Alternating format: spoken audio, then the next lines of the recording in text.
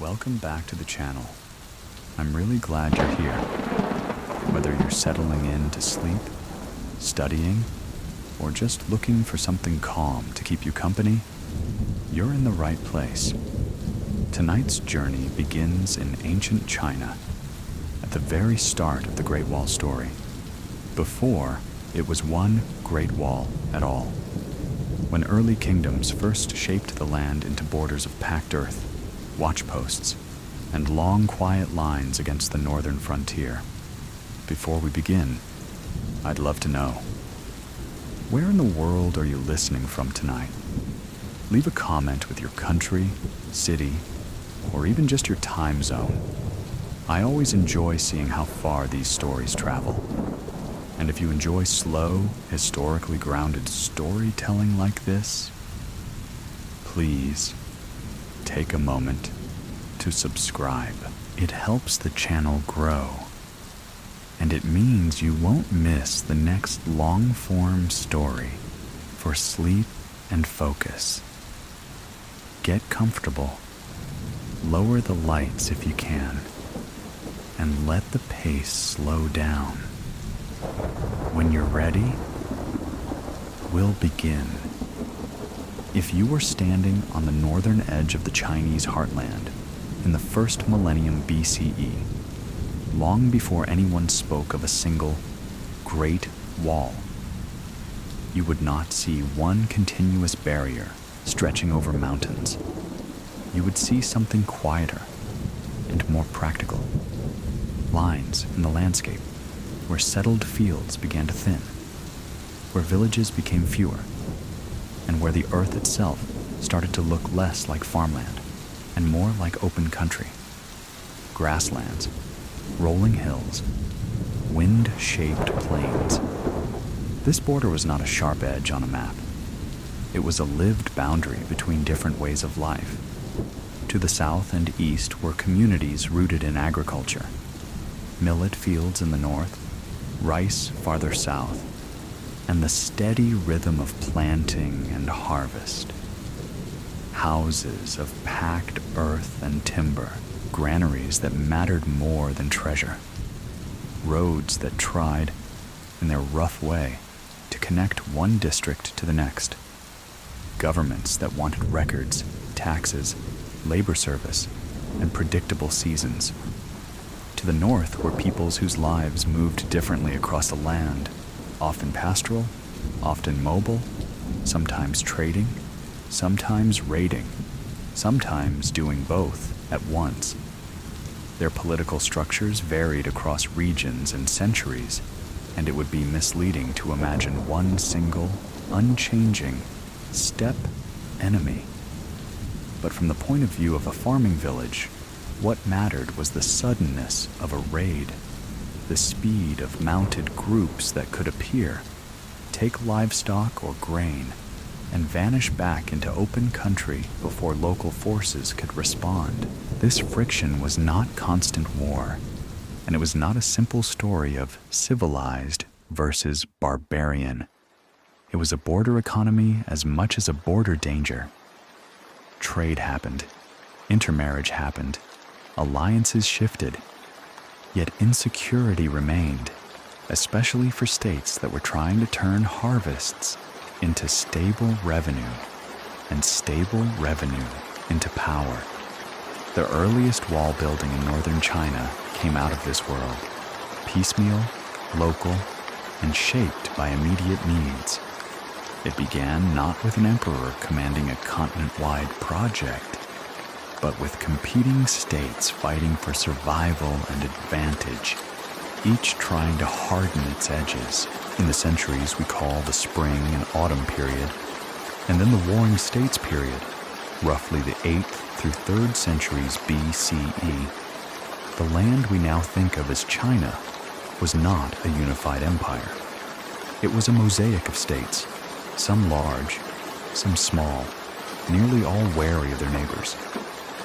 Borders shifted as armies marched, treaties formed, and collapsed again. The northern frontier was only one concern. States fought each other constantly, and internal reforms could matter as much as external threats. But the north was distinctive because it was where a state's settled, taxable base could be exposed to fast-moving attacks and sudden losses. The first walls were not built as monuments. They were built as tools. A wall could slow a raid, forcing attackers to funnel into known crossings where defenders might be waiting. A wall could buy time. Enough time for beacon signals to carry news to a garrison. Enough time for farmers to bring animals inside a protected area. Enough time for local troops to assemble. Even if a wall was not high, even if it could be climbed, it could still hinder horses. A barrier that interrupted movement at speed could be valuable, and the earliest walls were often shaped by the land itself. In some places, rivers and marshes served as natural obstacles. In others, cliffs and ridges did the work. The wall might be less a continuous line than a linked series of embankments, ditches, and fortifications. Earthworks placed to close gaps between natural features. The engineering of these early walls was grounded in the simplest materials available: soil, gravel, reeds, wood, and human labor.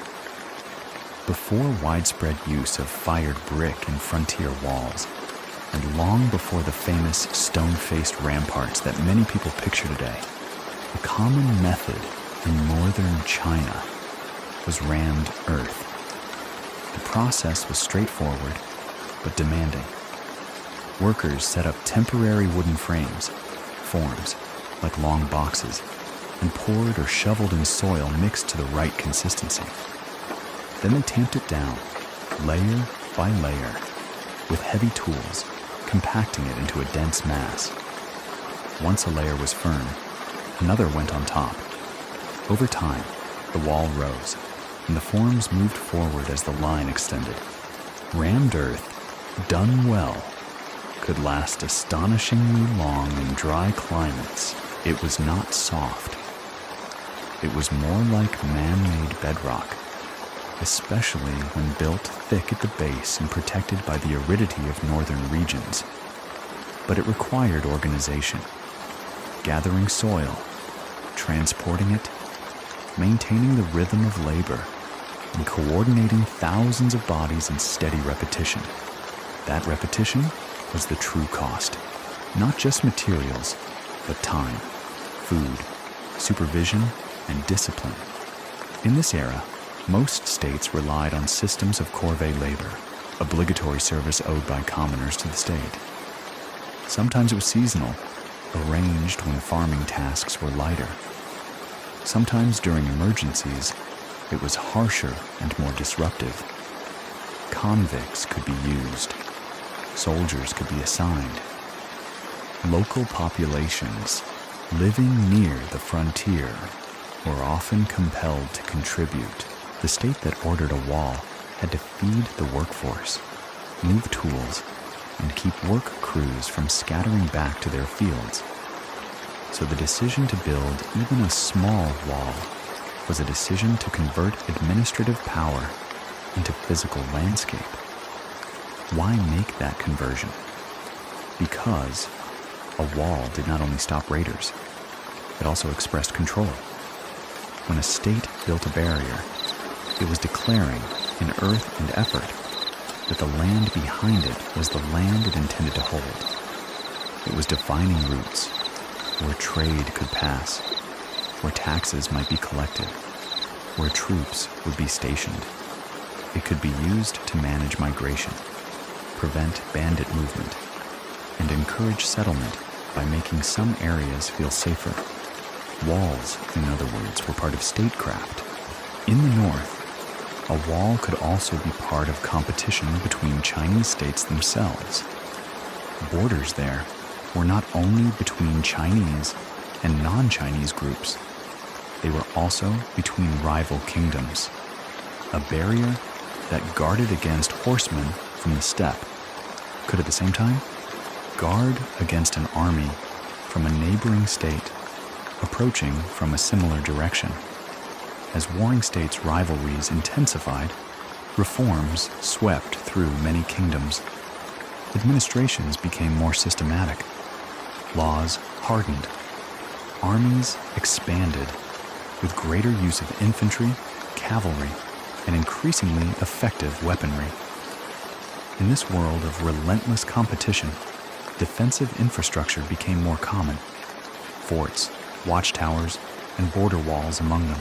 It is in this context that several states are historically associated with early long walls. Qin in the west, Zhao and Yan in the north, and others that built regional barriers for their own purposes.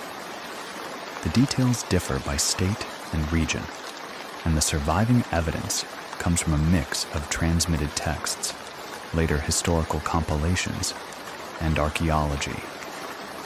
Historians treat some traditional accounts cautiously, because later writers often looked back through the lens of the empire that eventually unified the realm. Still, the broad pattern is clear enough. Long before Qin Shi Huang, states were building walls. Imagine a frontier district in those centuries. The day begins with cold air and pale light. The ground is hard underfoot in dry seasons, or sticky after rain.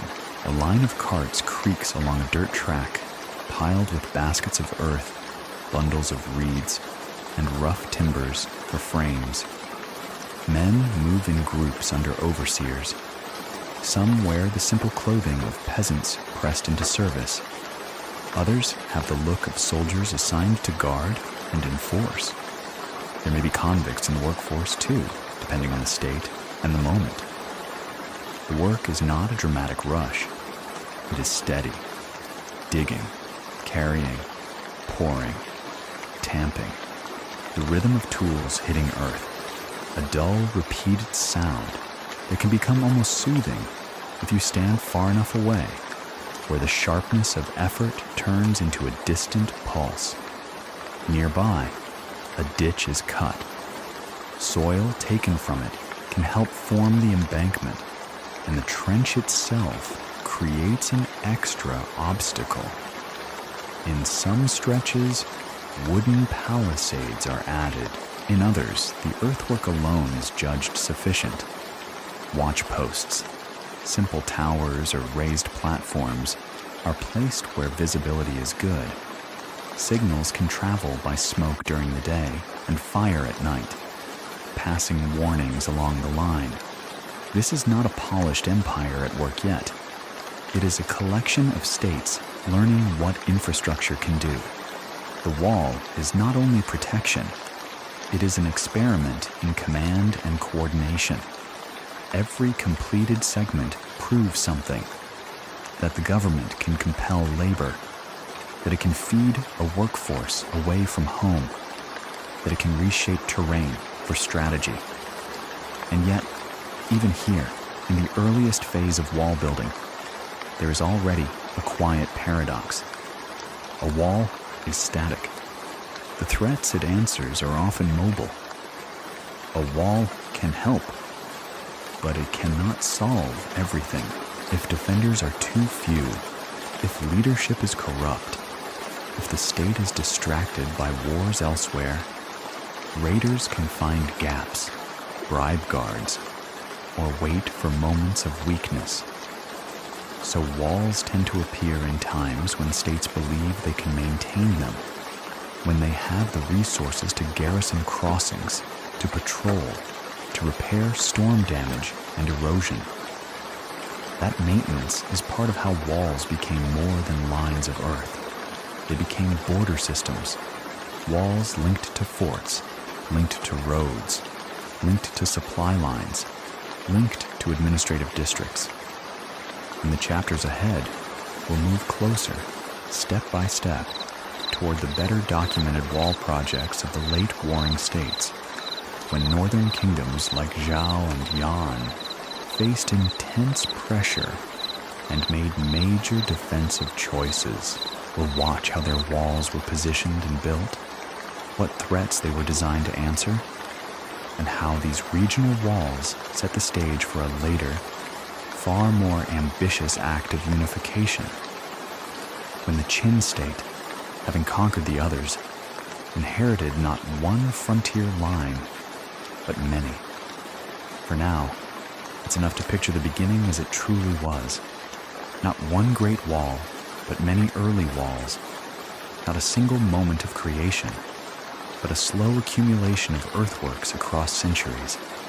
Not a mythic monument rising in one sweep, but labor organized in seasons, tamped into layers, pressed into the ground where farms met open land, where states tried to make their borders real.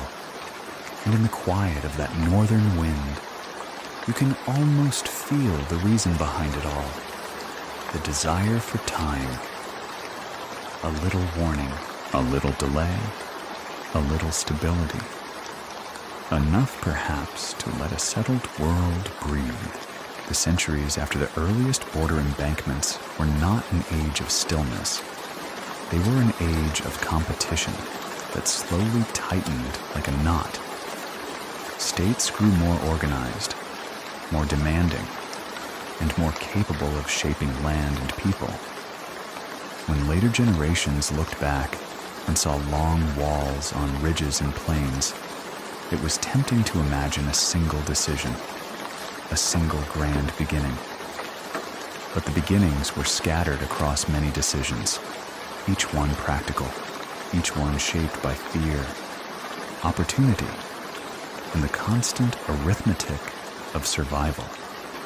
To understand why walls multiplied, it helps to imagine what a border meant in the warring states' world. A border was not only a line of defense, it was also a line of administration. Behind it were households registered by officials, fields measured for taxes, granaries counted, and men summoned for service. A state that could keep its border stable could plan. It could invest.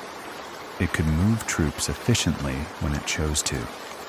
A state whose border was porous and constantly disrupted lost more than grain and livestock. It lost confidence. It lost time. It lost the ability to promise security to the people whose labor sustained it. So, in these centuries, rulers and ministers began to treat borders like systems, not just a fort here and there, but networks of obstacles, watch stations, roads, and garrisons. Walls were one part of that system, often the most visible part, but never the only one. Some of the earliest long wall building that we can speak about with reasonable confidence did not happen at the northern frontier at all. It happened between states. In the east, along the Shandong Peninsula and surrounding regions, the state of Qi is traditionally associated with a long defensive wall built to guard strategic approaches and contested boundaries. Modern archaeology has identified substantial remains of ancient ramparts in that area, often discussed under the label, the Great Wall of Qi, though it was not a Great Wall in the later imperial sense. It was a regional defensive line, constructed and modified over time. Its purpose was not to stop steppe cavalry.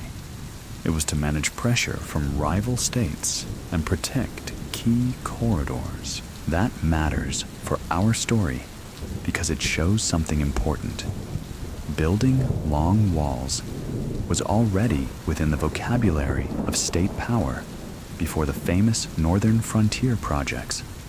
A wall could be built not only against raids from beyond the settled world, but against neighboring kingdoms with their own armies, their own engineers, and their own ambitions. By the 5th and 4th centuries BCE, many states were transforming themselves internally. Administrations became more centralized. Laws became more uniform. Local aristocratic power, where it survived, was increasingly constrained by appointed officials and systems of merit and punishment. Armies grew larger and more standardized. Supply lines became more reliable, and with these changes came a new ability to undertake large projects, not because rulers became kinder or more visionary, but because they became more effective at extracting labor and resources.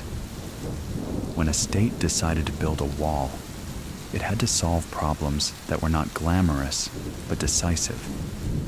First, it had to choose the line. The best line was rarely the straight line. It followed ridges where earth could be piled and tamped with less risk of collapse. It connected river bends, marsh edges, and steep slopes that already obstructed movement. It avoided low ground where flooding could eat away at the base. It aimed to control passes and crossings, the places where people and animals naturally wanted to move. Second, it had to secure materials. In many places, the main material was the land itself. Soil cut from nearby ditches, packed into embankments. In drier regions, layers could be mixed with gravel, plant matter, or other local additives, depending on what was available and what worked.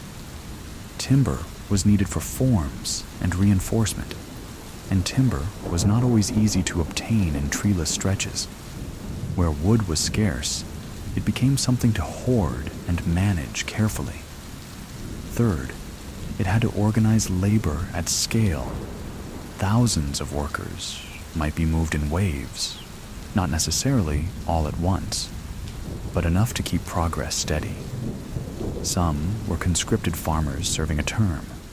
Some were soldiers assigned to build the defenses they would later guard. Some were convicts pressed into heavy work. The work had to be timed around agricultural cycles whenever possible, because a state could not eat walls. It ate grain. And then there was the quiet, relentless reality of maintenance. Rammed earth walls were strong, but they were not eternal without care. Rain could carve channels. Wind could erode edges. Burrowing animals could weaken slopes. A wall that was ignored could soften into the landscape, slowly returning to the earth it came from. So a wall implied a long-term commitment, patrols, repairs, and the presence of people who belonged to the border as much as to any city. As walls became more common between rival states, the idea of wall building spread and matured. Techniques improved. Planning became more deliberate, and on the northern frontiers, the pressure that made walls useful began to intensify in new ways. One of the most important shifts in northern warfare during this period was the growing role of cavalry and mounted tactics. Earlier, chariot warfare had been prestigious and symbolic in some regions, but the realities of northern terrain and mobile opponents made horse-based movement increasingly valuable. States that faced northern threats had to learn how to respond to speed with speed. This is where the story begins to turn toward the northern kingdoms that will matter most for the early Great Wall tradition. States like Zhao and Yan, which sat closer to the open lands beyond the settled zone, and therefore lived with a different kind of anxiety. Consider Zhao, positioned in the north with access to frontier regions and vulnerable approaches. Zhao's leaders could not afford to treat the north as a distant rumor. The north was where losses could happen quickly. It was also where opportunity existed, land for expansion, trade routes, and strategic depth, if it could be held. A famous turning point associated with Zhao in later historical tradition is the reform linked to King Wuling, often summarized as the adoption of Hu clothing and mounted archery. The simple version is that Zhao deliberately embraced certain practical methods used by northern peoples. especially riding and archery, and reoriented parts of its military culture toward cavalry effectiveness. Scholars debate details and later framing, but the broader point stands. By the 4th century BCE, northern states recognized that defending the frontier meant adapting, not only building. And yet, adaptation did not remove the value of walls. In some ways, it made walls more useful, because a wall could force mounted groups into predictable routes where cavalry defenders could respond more effectively. A wall could reduce the number of places that required constant patrol. It could turn the frontier from a wide, uncertain zone into a narrower, managed line. Meanwhile, the political landscape continued to harden. States did not only worry about raids, they worried about each other's expansions.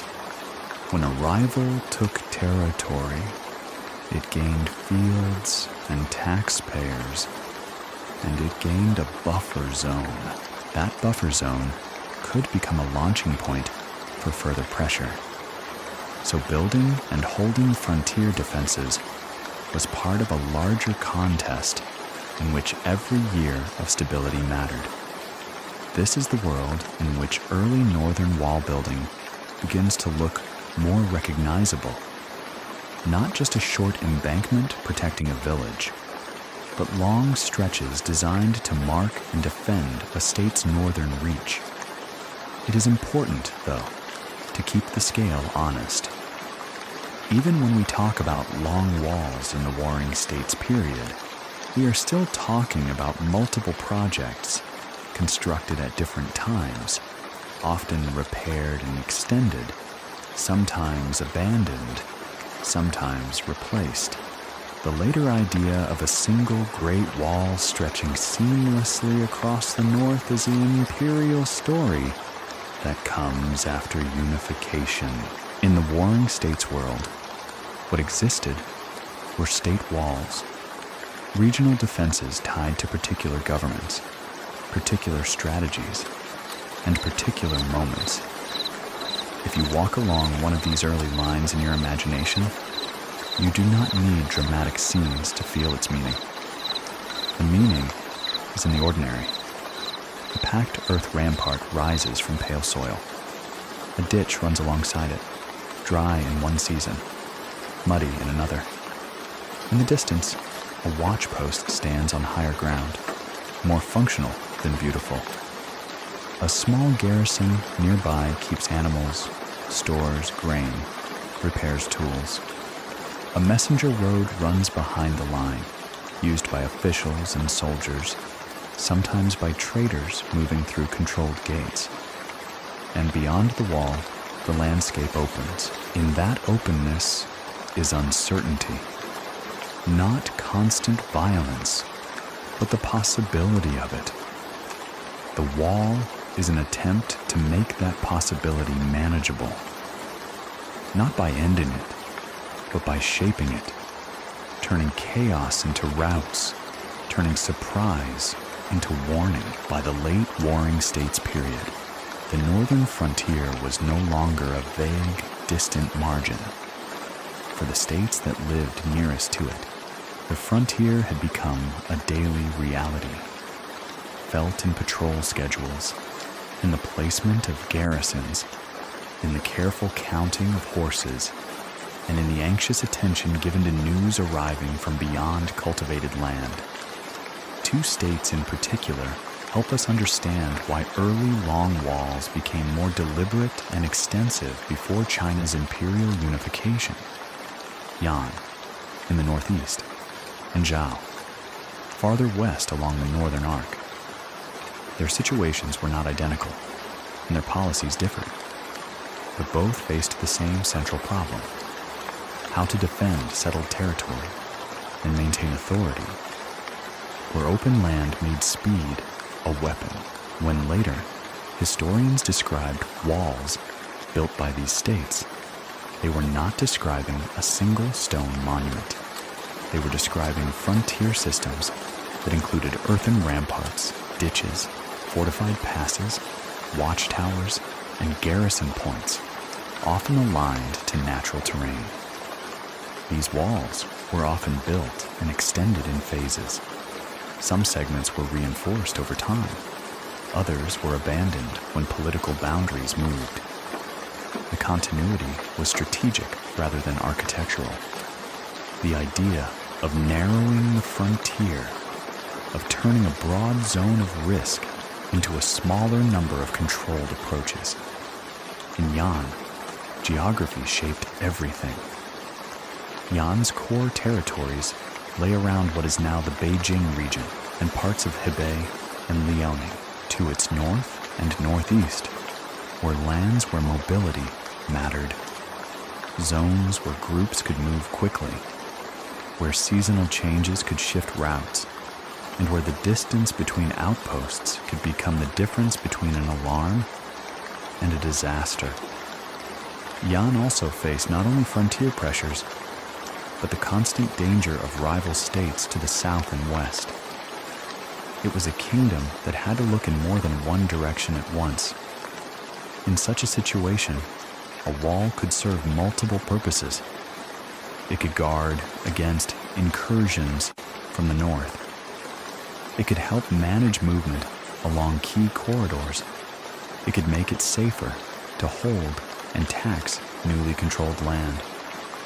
It could also allow Yan to concentrate troops where they mattered most, rather than scattering forces thinly across open ground. Zhao's situation carried a different tone. Zhao's northern regions included areas that opened toward the steppe, and its history in the 4th century BCE is often associated with a serious push to improve mounted capability, an acknowledgement that to survive on the northern edge, a state needed more than infantry formations and city walls. This does not mean Zhao became like its northern neighbors, and it does not mean that mobility was only on one side.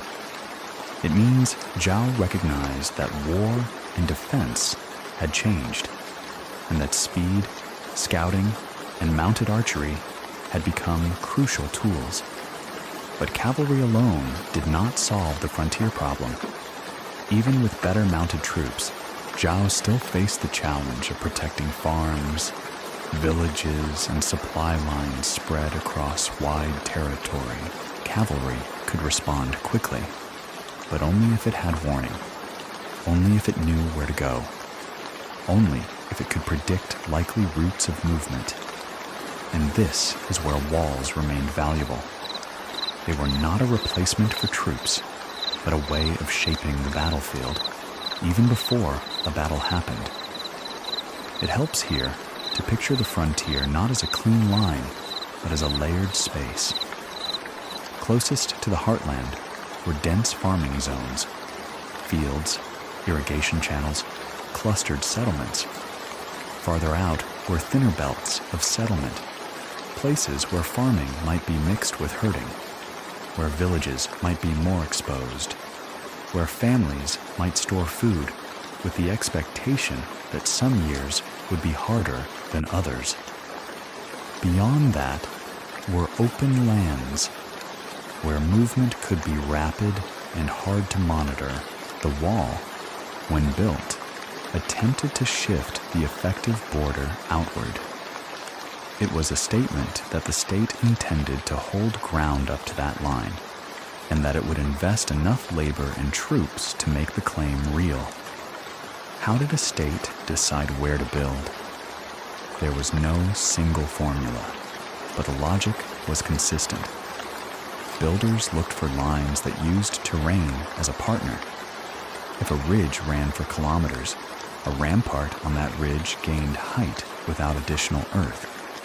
If valleys created natural funnels, those funnels could be blocked or watched. If a river ran across a potential route, the wall might link into the riverbank, using water as part of the barrier. In plains, where terrain offered fewer advantages, ditches and embankments mattered more. And always, planners thought in terms of passes and crossings. If you cannot stop every movement across open land, you aim to reduce the number of practical routes. You aim to turn many possible paths into fewer.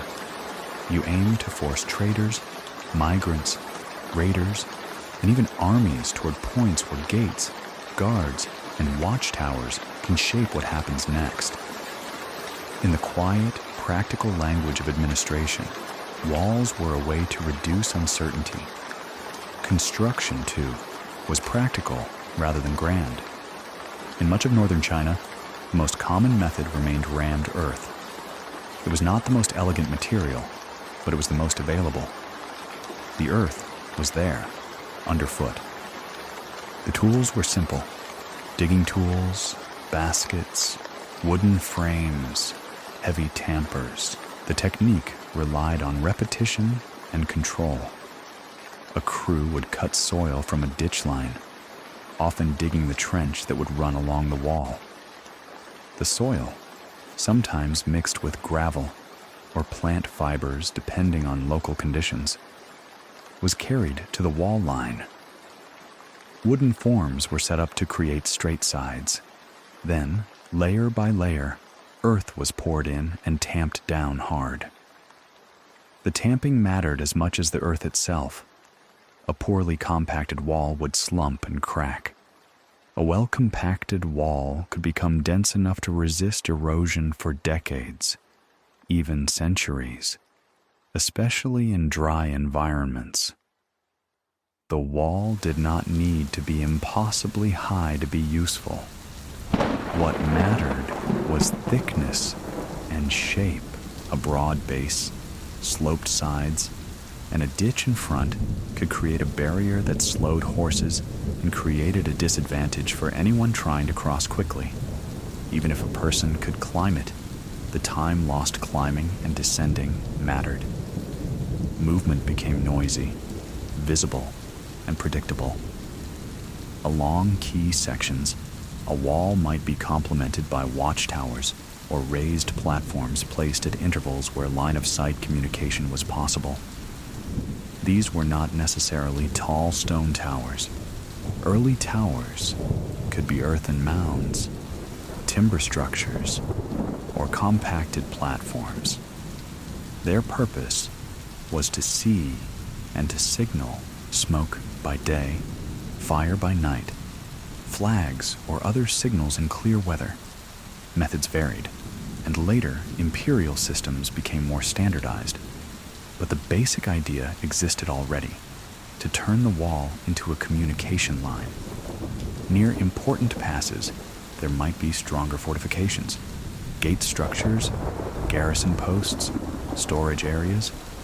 These points were where the state could concentrate manpower. A wall without people was simply terrain.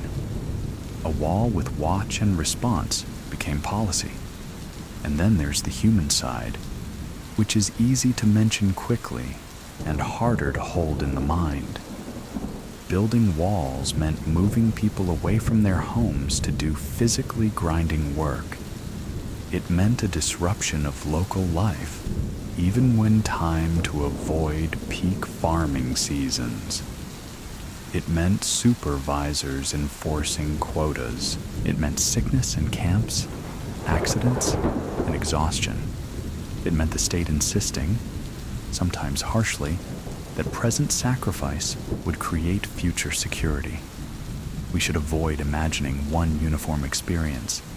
Conditions differed by region, by season, by how urgently the wall was needed, and by how responsibly a state managed logistics. Some projects were likely better supplied and better organized than others. But even in the best case, the work was heavy, and the people doing it were not building a monument for admiration. They were building a defense that their rulers believed they needed. These northern walls also interacted with diplomacy and trade in ways that are easy to miss. A controlled gate could serve as a checkpoint, not only to block raiders, but to regulate commerce. Some goods flowed across frontiers: horses, livestock, furs, and other products from the north, grain, textiles, metal goods, and crafted items from the settled zones. While the relationship between frontier peoples and warring states' governments could be hostile, it could also be transactional. A wall could separate, but it could also channel contact into places where officials could supervise and benefit. The existence of walls, then, does not mean there was no exchange. It means exchange happened under tension, with rules and leverage. By the time Yan and Zhao were investing seriously in frontier defenses, the warring states world was already moving toward a climax. Qin, in the west, was rising with ruthless efficiency. Other states tried to reform, to build alliances, to strengthen borders. Northern walls were part of that scramble. Attempts to stabilize vulnerable edges so that armies could be deployed elsewhere. Attempts to secure resources. Attempts to reduce the sudden losses that could undermine a kingdom's strength. In the calm light of late afternoon on the frontier, you can imagine the wall not as a dramatic silhouette, but as a long, deliberate shape. Earth pressed into earth, a ditch tracing its length, a few distant watch points holding still against the sky. A messenger moves along the inner road, dust rising softly behind. In a small garrison, someone checks supplies. Farmers in nearby villages keep one ear on the wind, not because fear is constant, but because readiness is a habit. The wall is part of that habit. It is not perfect. It is not a guarantee. It is simply the state's attempt to make the border less unpredictable. And it is, quietly, the groundwork for what comes next. Because when Qin finally conquers these rival kingdoms, it will not inherit one frontier. It will inherit many. It will inherit wall segments, border forts, watch lines, and hard-won lessons about labor and logistics. The dream of a single northern barrier, stitched together from older pieces, will only become imaginable. After unification makes it politically possible. When Qin completed its conquest of the rival kingdoms in 221 BCE, the map of the Chinese world changed in a way that was not simply political. It changed administratively, logistically, and emotionally. What had once been a patchwork of competing states, each with its own borders, its own defensive lines, its own habits of guarding passes and river crossings, became, at least in principle, a single realm with a single center of command.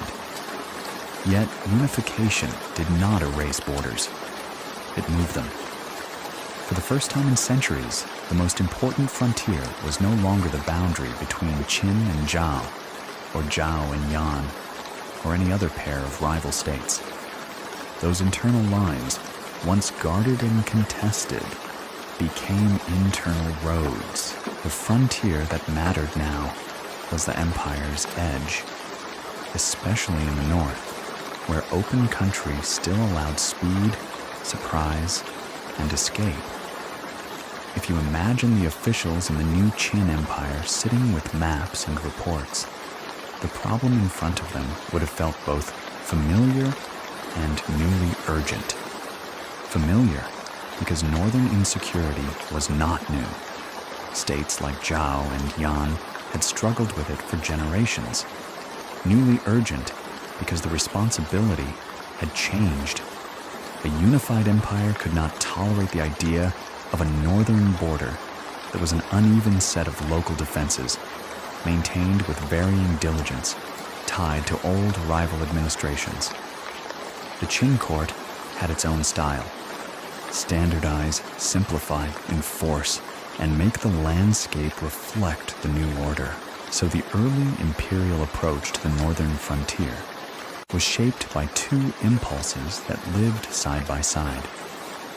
One impulse was defensive, to reduce the risk of raids and border conflict, and to protect newly incorporated territories. The other impulse was administrative, to make the border legible to the state, to ensure that the machinery of commanderies and counties could function right up to the edge of the empire. This is where later tradition places the beginnings of the Great Wall in the imperial sense, not as a brand new wall built from nothing, but as a project of linking, extending, repairing, and reorganizing earlier walls and frontier defenses into something more continuous and centrally managed. It is important to slow down here and keep the picture accurate. The Qin did not create, in a single stroke, the stone and brick wall that tourists often visit today. Much of what people imagine, high masonry ramparts, arched gateways, crenellations, belongs mainly to later centuries, especially major phases under the Ming Dynasty. The Qin frontier line, as far as historians can reconstruct it, was largely composed of rammed earth, ditches, watch points, and fortified nodes, a system that could look unimpressive up close, but was powerful in how it shaped movement across hundreds of kilometers. The Qin court had reasons to invest in such a system quickly. Unification itself had been achieved by sustained warfare.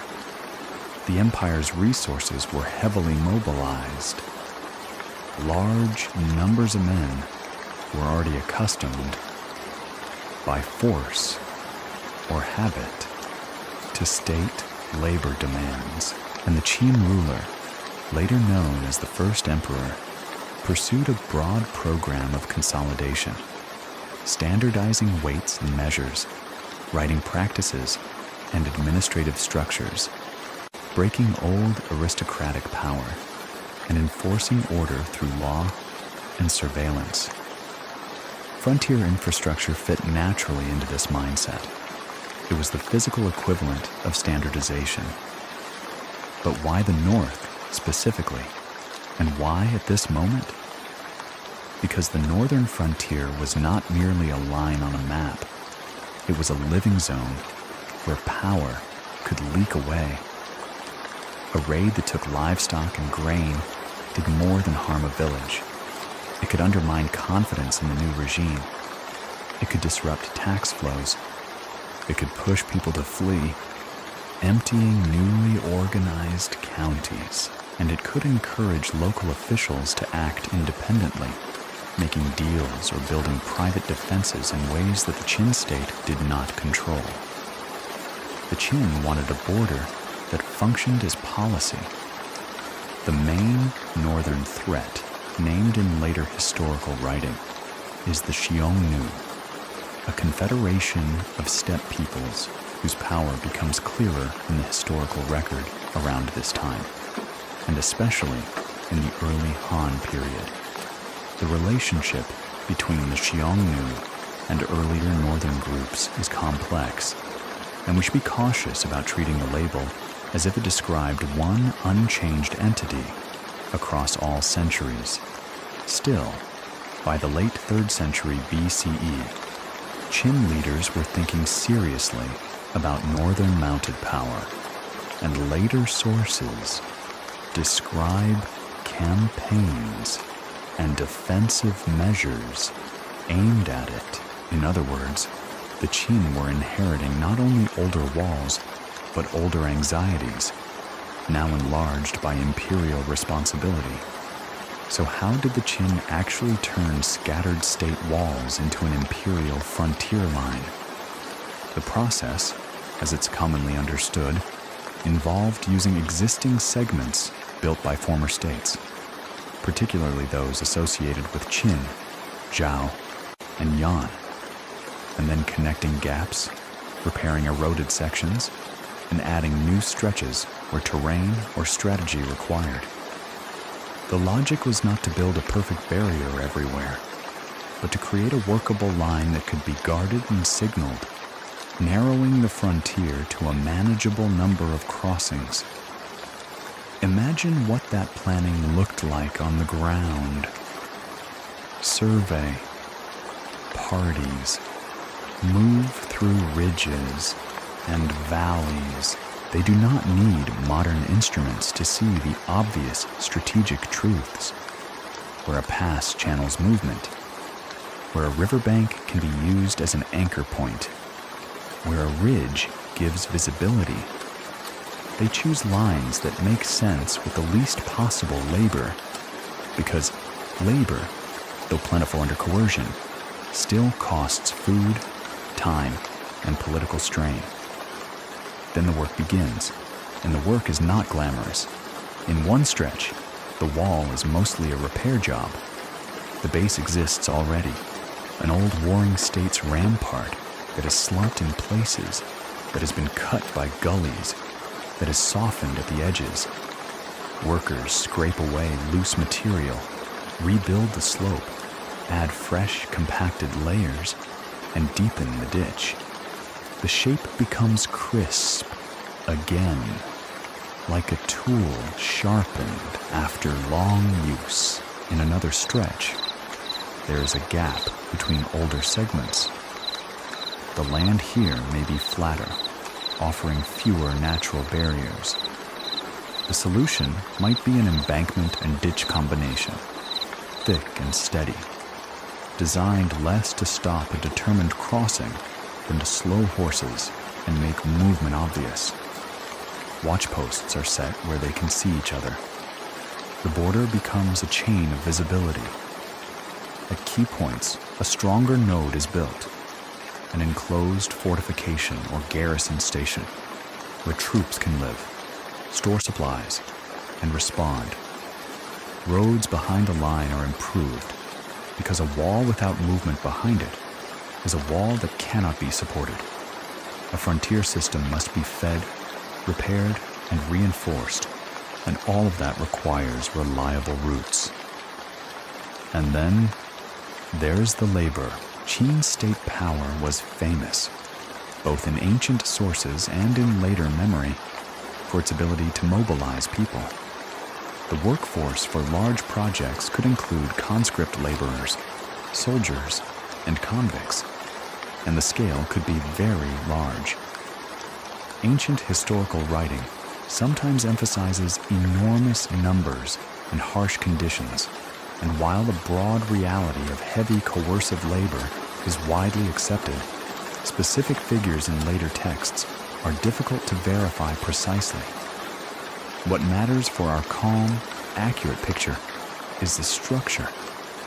The project depended on an organized system that could gather people, divide them into crews, enforce schedules, and sustain them at the frontier for long periods. Sustaining them meant food first. Grain had to be delivered and stored. Water had to be found or carried in drier areas. Tools had to be maintained. Timber for forms had to be acquired and reused as much as possible. Supervisors had to keep the pace steady, because rammed earth demands consistent compaction, not rushed stacking. In a way, the wall is less a triumph of building than a triumph of logistics. If you listen closely to the imagined soundscape of such a project, it is not clashing weapons. It is tampers striking earth in a slow rhythm. It is the scrape of baskets and shovels. It is the low conversation of exhausted people resting in brief intervals. It is the distant call of an overseer counting loads.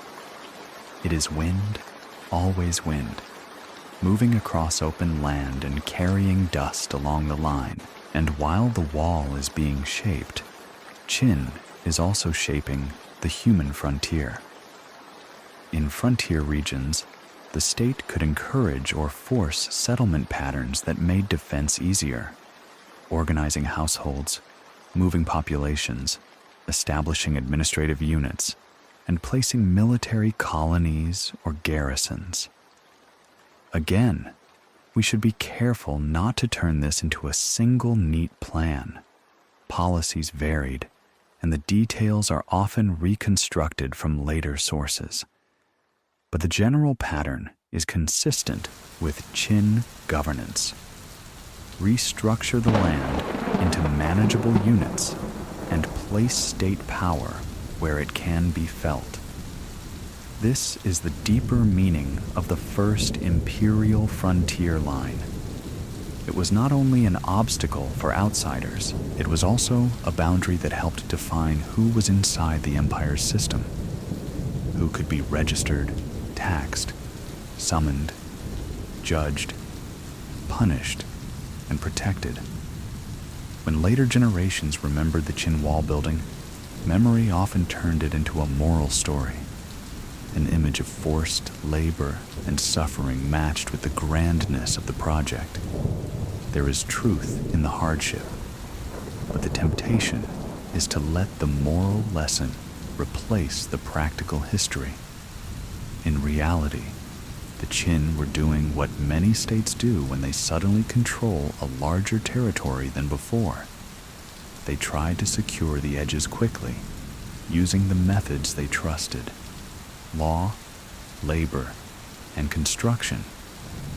And this early imperial effort set a pattern that later dynasties would revisit again and again. Not always with the same materials, not always with the same borderline, but with the same recurring logic. When a regime feels pressure from the north and wants the frontier to be legible and manageable, it invests in barriers, garrisons, and communication lines. When its resources weaken, those systems decay or shift. By the time the Qin dynasty ends, very soon after its dramatic unification, the frontier line it built and repaired does not vanish overnight. Earthworks do not disappear like banners pulled down from a gate. They remain in the land as lines and ridges, as hardened embankments and ditches, as places where roads run and watch points once stood. And then, power changes hands. When the Qin dynasty fell, it did not take the northern frontier with it, like a curtain pulled down from a stage. Dynasties change quickly on paper, but the landscape changes slowly. Embankments that had been tamped and layered through years of labor did not dissolve when a new ruler took power. Roads still ran where they had been cut. Ditches still traced shallow lines across plains. Watch sites remained as good places to stand and look. So the early Han inherited something very practical. Not a clean slate, but a border zone already shaped, partly by earlier warring states' efforts, partly by the Qin attempt to connect and organize those defenses. Yet inheriting a border system is not the same as being able to use it. The Han dynasty began in a world exhausted by war and upheaval. The early emperors faced internal consolidation, rebuilding, and the challenge of proving legitimacy after years of conflict. A strong, fully maintained northern barrier required steady resources: grain to feed garrisons and laborers, animals for transport, officials to supervise, troops to patrol, and enough political stability to keep all of that from unraveling. Those were not easy conditions to guarantee in the first decades of a new regime. At the same time, the northern pressure did not politely pause to allow recovery. The confederation known in Han sources as the Xiongnu became a central factor in frontier policy. Their power, organization, and leadership were described with increasing clarity in the historical record during this period. They were not simply raiders and not simply invaders. They were a political force with its own internal dynamics, capable of diplomacy as well as warfare, and able to shift between negotiation and pressure depending on circumstances. For Han rulers, that on the northern frontier could not be treated only as an engineering problem. It was a political and strategic problem too. This is the point where walls, diplomacy, and military action begin to intertwine more visibly. A wall can slow movement, but it cannot by itself determine the overall relationship between two powers. If a state's internal strength is low, even a well-placed barrier may not prevent pressure from building. If a state is strong, it might choose a flexible policy, sometimes defensive, sometimes offensive, using walls as one tool among many. In the early Han, one of the most notable policies associated with the relationship between the Han court and the Xiongnu was Hekin, often translated as a form of peace through kinship, involving diplomatic marriage alliances and the exchange of gifts. The details and motivations behind Hekin are debated and often complicated by the way later historians framed these decisions. But, as a broad reality, the early Han sometimes pursued diplomacy and tribute-like arrangements as a way to reduce immediate frontier conflict while the dynasty stabilized internally. From a calm distance, it can be helpful to see Hekin not as a single moral choice, but as a strategic posture shaped by resources. If you are a new dynasty rebuilding the interior, you may not want constant, large-scale frontier campaigns. Those campaigns consume grain, exhaust troops, and risk defeat that could undermine legitimacy. Diplomacy, even if politically uncomfortable, can create breathing space. It can also be fragile, dependent on trust and leverage that may not last. Against this background, the old walls along the northern edge take on a new role. They are still there. They still shape movement. They still mark corridors and passes. But their condition, staffing, and strategic importance can fluctuate with policy. In some years, the Han might emphasize fortified positions and patrols, using existing earthworks as part of a defensive network. In other years, the court might accept that the frontier will remain porous in places, focusing on protecting key settlements and routes, rather than maintaining a continuous line everywhere. It's important to imagine how uneven this could feel on the ground. In one district, the garrison might be well supplied. Grain is stored in a secure compound. Horses are kept for messengers.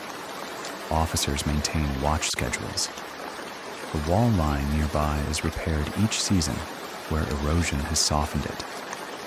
Watch posts can see each other across ridges, and alarms can be passed quickly. In another district, the situation might be thinner.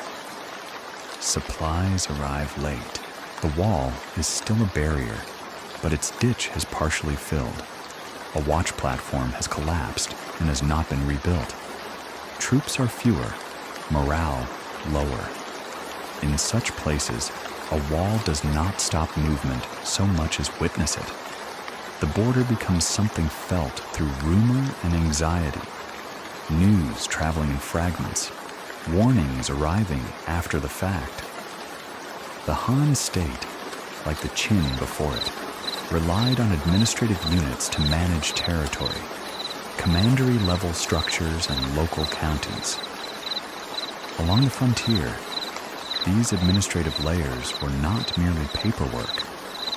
They were the means by which the court tried to turn distant land into governed space, registering households, collecting taxes, assigning labor. and organizing defense. Walls and forts worked best when the state could keep people living and farming near them, because settled populations supplied food, labor, and local knowledge. But settlement on the frontier was always a balance between opportunity and risk. People might be attracted by land and state incentives, but they could be frightened away by insecurity. A border system is in part an attempt to make settlement stable enough to last. That stability depended heavily on communication. Even in this early period, signaling methods, fires at night, smoke by day, mounted messengers on inner roads were essential. A wall line without a way to spread alarms quickly is like a door without a lock. The physical barrier matters, but its value increases when it becomes part of a network that can respond. So, when we think about early Great Wall construction and early imperial wall systems, we should keep our attention on something less visible than the wall itself: the rhythm of information. The wall's presence changes where people look. It changes where they stand watch. It changes the routes that messengers use. It changes where the state places its attention. And yet, the frontier remained restless.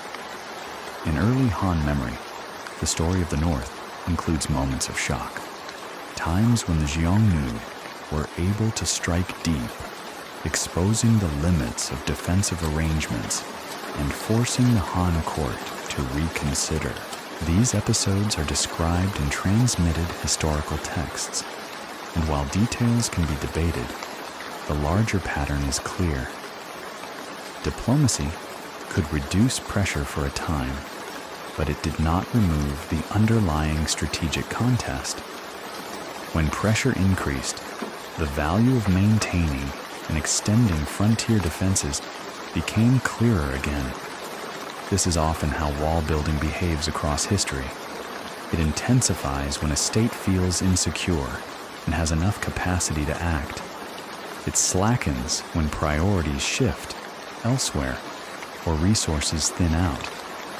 It can be revived by new leadership, new threats, or new ambitions. The Han would eventually move toward more active military policies in the north, especially under Emperor Wu in the 2nd century BCE. Those later campaigns and the expanding frontier systems that accompanied them are part of the longer Great Wall story. But we are not there yet. For now, we are still in the early Han world, where the empire is learning what it can sustain. So what does construction mean in this chapter of the story? Often, it means repair more than new building. It means reinforcing old, rammed earth segments where rain and wind have weakened them. It means redigging ditches so they function again. It means rebuilding watch platforms in places where line of sight matters. It means improving roads behind the frontier so that troops and supplies can move. It means adding small fortifications at key crossings, places where the state expects movement and wants to monitor it. Sometimes it also means adding new stretches, shorter links between older segments, or adjustments to align the defense with current settlement patterns and administrative boundaries. The frontier line is not fixed. It is shaped by where the state actually holds and where it wants to hold. If you picture a day on such a frontier, it might not feel like the beginning of the Great Wall at all. It might feel like routine. A small repair crew works quietly at a slumped section, carrying baskets of soil, tamping fresh layers into the worn slope. Nearby, a soldier stands with a view of the open land, scanning not in panic, but in habit. A messenger arrives at a garrison with a report, perhaps trade activity at a gate. Perhaps a rumor of movement farther north. Perhaps nothing urgent at all. In the evening, a watchfire is lit, a small point of light against a large sky. The wall is there, but it is not the whole story. The whole story is the system that keeps it alive. The flow of grain, the discipline of patrols, the willingness of families to remain settled, the decisions made at court hundreds of kilometers away. And in that sense, the early Han period is a bridge between the scattered state walls of the warring states and the later, more expansive frontier strategies of an established empire. It shows that walls are not created once and then simply exist. They are continually made and remade by policy, by labor, and by the slow work of keeping Earth shaped against the weather. As the early Han decades passed, the empire's relationship with the northern border slowly shifted in feeling, even when the landscape looked much the same. The walls and earthworks were still there in many places, quiet ridges of tamped soil, ditches that held shadow after rain, watch sites that offered long views. But what changed, little by little, was the confidence behind the decisions made at court, and the degree to which the state believed it could do more than simply endure. In the very first years, the Han had needed time. It needed harvests that could be counted on. It needed households registered and local officials installed. It needed to quiet internal rivalries and rebuild the routines that make a government more than a name. During that period, defensive arrangements and diplomacy could serve as a kind of breathing space.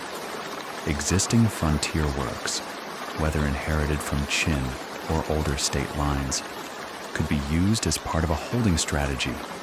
Keep key areas stable, reduce sudden disruption, avoid expensive campaigns that might strain a fragile state. But stability, once it begins to take root, creates its own questions. If a dynasty becomes stronger, if granaries refill, if tax flows become predictable, then pressure on the frontier is no longer only a threat to endure. It becomes a strategic problem to solve, or at least to manage more actively. The options widen. So does the cost of inaction, because the state begins to see what it might gain by shaping the border more deliberately. In Han historical memory, this long turn is associated most strongly with the reign of Emperor Wu, reigned 141 to 87 BCE, when the Han adopted more assertive policies toward the Xiongnu and the northern frontier. But even before those famous campaigns, the change was already beginning as the dynasty matured. Quietly, through adjustments in administration, the strengthening of garrisons, and the gradual improvement of frontier logistics. To understand how walls fit into this changing approach, it helps to think of the northern border not as a single line, but as a layered environment that the state learned to organize. A wall segment, by itself, was never the whole answer. The more effective systems were those that combined barriers with roads, forts, patrol routes, and supply arrangements. The state did not only want to stop movement from the north, it wanted to predict it and respond to it, and in the best case, to shape the conditions under which contact happened at all. That meant concentrating attention on a few quiet realities. One reality was that frontier defense is fundamentally about food. A soldier on the border needs grain. So does a laborer repairing an embankment. So does the horse that carries a message. Fortifications, roads, and walls matter, but they are all dependent on supply. If grain cannot be delivered reliably, garrisons weaken, Patrols shrink, repairs are delayed, confidence fades. And when confidence fades, people on the frontier may move away, leaving fewer settlements to support the system. The border becomes thinner and more exposed. So, as Han capacity improved, one of the most important changes was not necessarily the building of new wall lines, but the strengthening of the logistics that made old and new defenses functional. Storage, transport, and administrative oversight. In some places, repairs to existing walls and earthworks could be intensified. Where erosion had softened slopes, crews could rebuild the outer face. Where ditches had filled, they could be recut. Where watch posts had decayed, new platforms could be raised, restoring sight lines. These works did not transform the border into a perfect barrier, but they made it more legible and more responsive. Another reality was that communication is a form of defense. On a frontier where mounted movement was possible, the difference between a manageable incident and a serious loss could be measured in hours. A wall line, especially one accompanied by watch sites, created a chain of observation. In later periods, beacon systems became highly formalized, but even in earlier stages, the principle was already clear. You do not need to see everything. You need to see enough, soon enough, to move people and troops with purpose. A raised platform on a ridge might not look like much, but if it can spot dust in the distance and signal the next station, then the wall has become more than earth. It has become a nervous system, carrying warning through the landscape. As Han frontier management developed, the state also had to face a truth that wall building can obscure. Borders are made of people, not only of earth. The border could only be held if there were communities behind it: farmers, herders, traders, officials, and soldiers. A frontier line without population and administration becomes a lonely ridge of compacted soil, gradually reclaimed by wind and time. So the Han, like other regimes before and after, had reasons to encourage or support settlement in certain zones. Secure enough to farm, close enough to supply garrisons, and positioned to make the border less empty. But settlement was never purely voluntary policy. It could be encouraged through incentives or compelled through administrative decisions that moved households, assigned land, and structured obligations. The details varied by time and region, and the record is uneven, but the general pattern is recognizable. Frontier stability often depended on a managed human presence, and in the background of all of this was the relationship with the Xiongnu. The early Han period shows that the Han court alternated between postures, diplomacy in some years, force in others, depending on internal strength and the balance of power. These choices were not simply moral or symbolic. They were strategic attempts to manage risk and cost. Diplomatic arrangements could reduce raids for a time, but they could also be fragile, especially if either side felt the balance shifting. When agreements weakened, the border could become tense again. In those times, the value of functioning defenses, walls, garrisons, patrols, became sharply visible. It is easy, from far away, to treat a wall as the main actor in the story. But on the frontier, the wall often served as a frame for decisions made by people who never saw it. An official in a frontier commandery might request more grain shipments to sustain garrisons through winter. a local commander might argue for repairing a section that has become too easy to cross. A central administrator might decide that labor should be redirected from repairs to road improvements, believing mobility behind the frontier matters more than thickness at the edge. These choices were not always correct. They were shaped by politics, by the competence of officials, by corruption or diligence, by the suddenness of weather, and by the shifting patterns of movement beyond the border. And those patterns were not simple. Mounted groups did not always approach as enemies.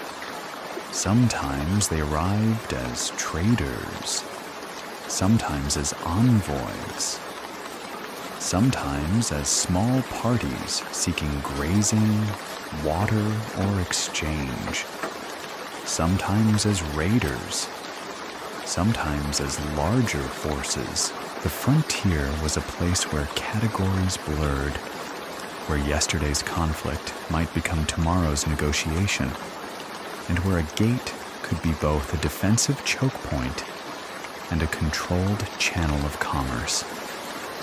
This is one reason walls were so often paired with gates and fortified nodes rather than built as purely sealed barriers. A state that wants to benefit from trade and diplomacy cannot entirely close contact. It has to regulate it. The wall helps create the conditions for regulation by narrowing movement into places where officials can watch, record, tax, and respond. If you picture such a gate area in a calm way without drama, it might feel almost ordinary. A packed earth rampart rises on either side, its surface pale and textured with tamping marks softened by time. The ditch in front is dry in one season, damp in another. A wooden gate structure stands with guards who are not constantly fighting, but constantly observing. A few travelers wait with goods. A clerk records names, counts bundles, checks permissions. A soldier leans on a spear, scanning the horizon beyond the wall. Not every day brings danger, but every day is shaped by the possibility of it. As the Han grew stronger, the Empire began to think not only about defending the border, but about influencing what happened beyond it.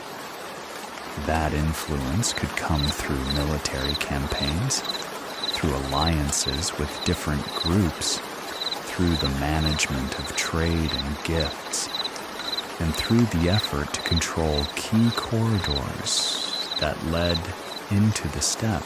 Walls were not the main instrument of that outward influence, but they were part of the infrastructure that allowed the state to act with more confidence at the edge. And this is where the story begins to lean toward the next phase. The moment when Han policy becomes more openly expansionary and militarized, and when frontier systems, walls included, begin to stretch, shift, and multiply in response to a wider strategic horizon. For now, though, it is enough to stay with this transitional feeling.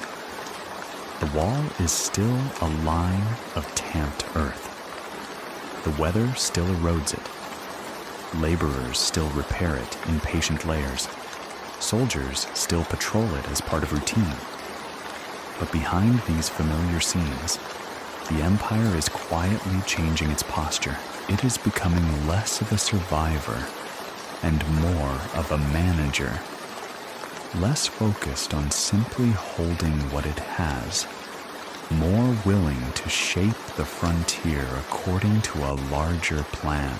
As the Han dynasty settled into its strength, the northern frontier stopped being only a place to endure. It became a place where policy could be tested, expanded, revised, and tested again. This shift did not happen overnight, and it did not erase older habits of caution. But it did change the tone of government decisions. especially as the court began to believe it could afford the long costs of active frontier strategy. A strong state sees the border differently than a new one. In the earliest years, the border is a wound that must not reopen. It is the place where weakness is exposed quickly. In later years, if the state has grain, horses, and reliable administration, the border becomes a zone where control can be extended, carefully and often brutally, but with increasing confidence that the interior will hold steady while attention is focused outward. For the Han, this outward turn is most closely associated with the reign of Emperor Wu. The record for his period is fuller than for earlier reigns, and it shows a court willing to pursue sustained campaigns and long-term frontier management. But even when we keep our focus on the beginnings of the wall tradition, rather than later, more famous phases, this period matters because it reveals how frontier construction was tied to strategy. Walls were not built simply because rulers liked walls. They were maintained, extended, or replaced when the state's plans demanded a stable edge and a dependable framework for communication and supply. The essential problem remained the same. The North allowed speed. A mounted force could cross open land and arrive where it was least expected. It could exploit gaps between watchposts. It could pressure scattered settlements and disrupt the fragile chain that connected frontier districts to the center. Even a strong empire could bleed if its frontier system was not coherent. So as the Han began to take a more active stance, it also faced the practical requirements of being active. Armies moving north needed food. Garrisons needed stable supply. Messengers needed roads that were not merely tracks, but planned routes. And defenses needed to be more than isolated walls. They needed to be woven into a larger structure. This is where the idea of the frontier becomes a project, not just a line. A project has stages. It has priorities. It has resources allocated across years.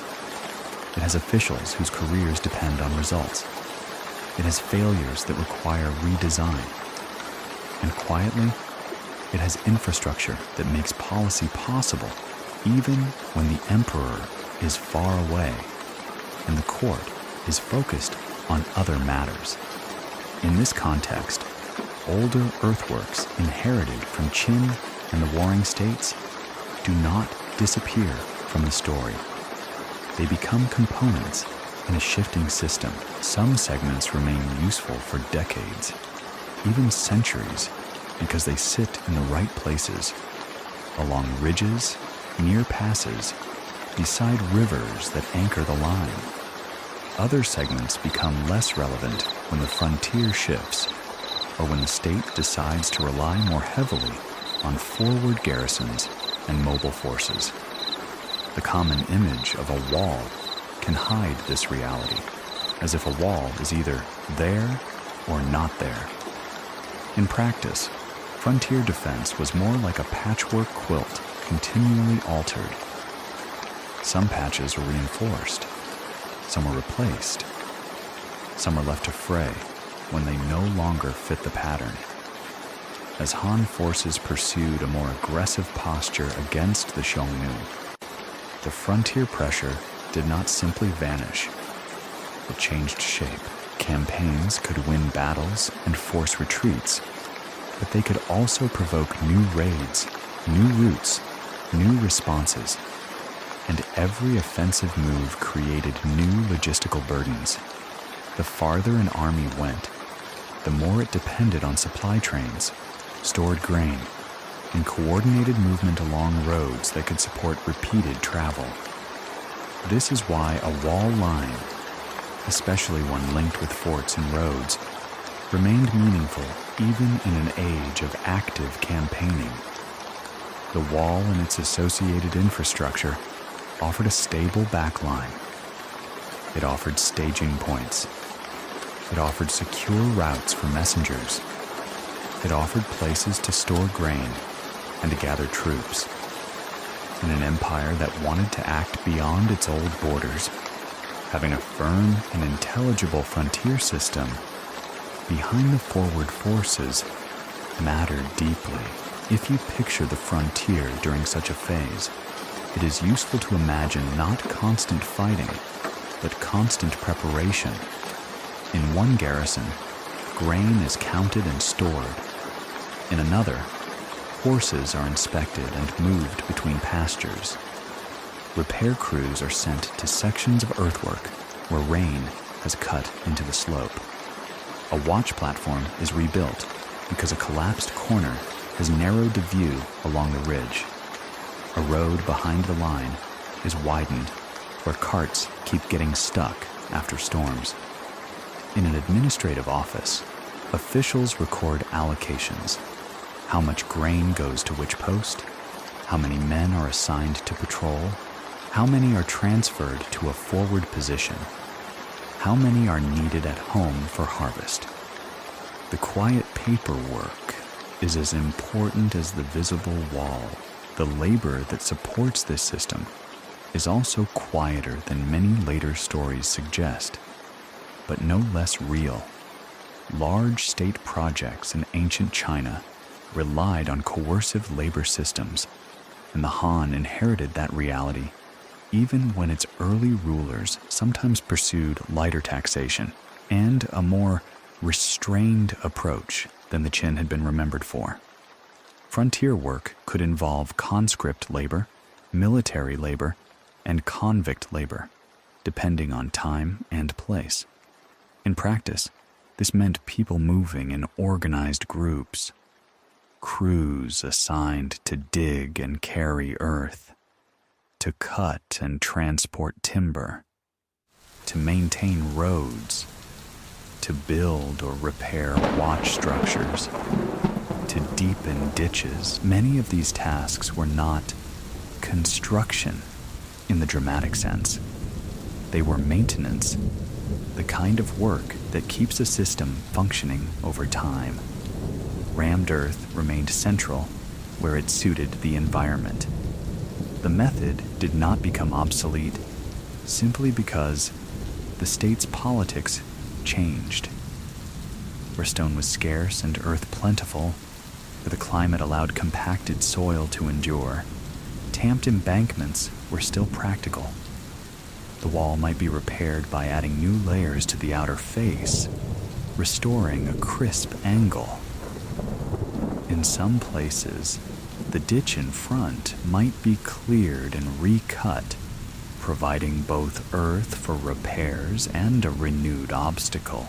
In others, the focus might shift towards strengthening a fort at a pass, because controlling the pass mattered more than perfect continuity across less critical ground. The key idea is that wall work was often selective. It was not always a single continuous effort along the entire frontier. It was investment, where investment produced the most control. The strategic environment also encouraged the development of more systematic signaling and coordination. Even before later dynasties refined beacon systems into standardized codes, the Han frontier relied on quick transmission of warnings and orders. The wall line, where it existed, provided a scaffold for that transmission. Watch points placed with line of sight, the expectation of regular observation, and inner routes for riders carrying messages between posts and administrative centers. When alarms moved quickly, troops could respond with more precision. They could intercept at known crossings rather than wandering across open ground. So the wall, in this phase, is less like a simple barrier and more like a line of attention. It tells the state where to look. It trains officials and soldiers to think of certain places as points that must not fail. It shapes the mental map of the frontier, turning an open landscape into a set of corridors, nodes, and responsibilities. There is also another quiet consequence. Walls and frontier works reshape how people live near the edge. A secure gate and garrison can become a small local economy.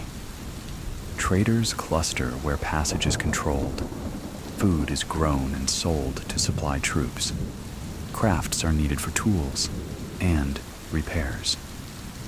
Families might settle where the presence of soldiers feels protective, even if the risk has not disappeared.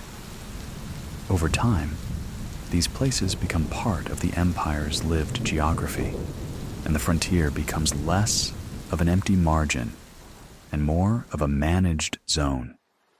Still tense, still exposed, but integrated into state systems. This is where we should hold our accuracy carefully. The Han frontier did not become uniformly safe. The relationship with the Xiongnu remained complex and could swing between pressure and negotiation.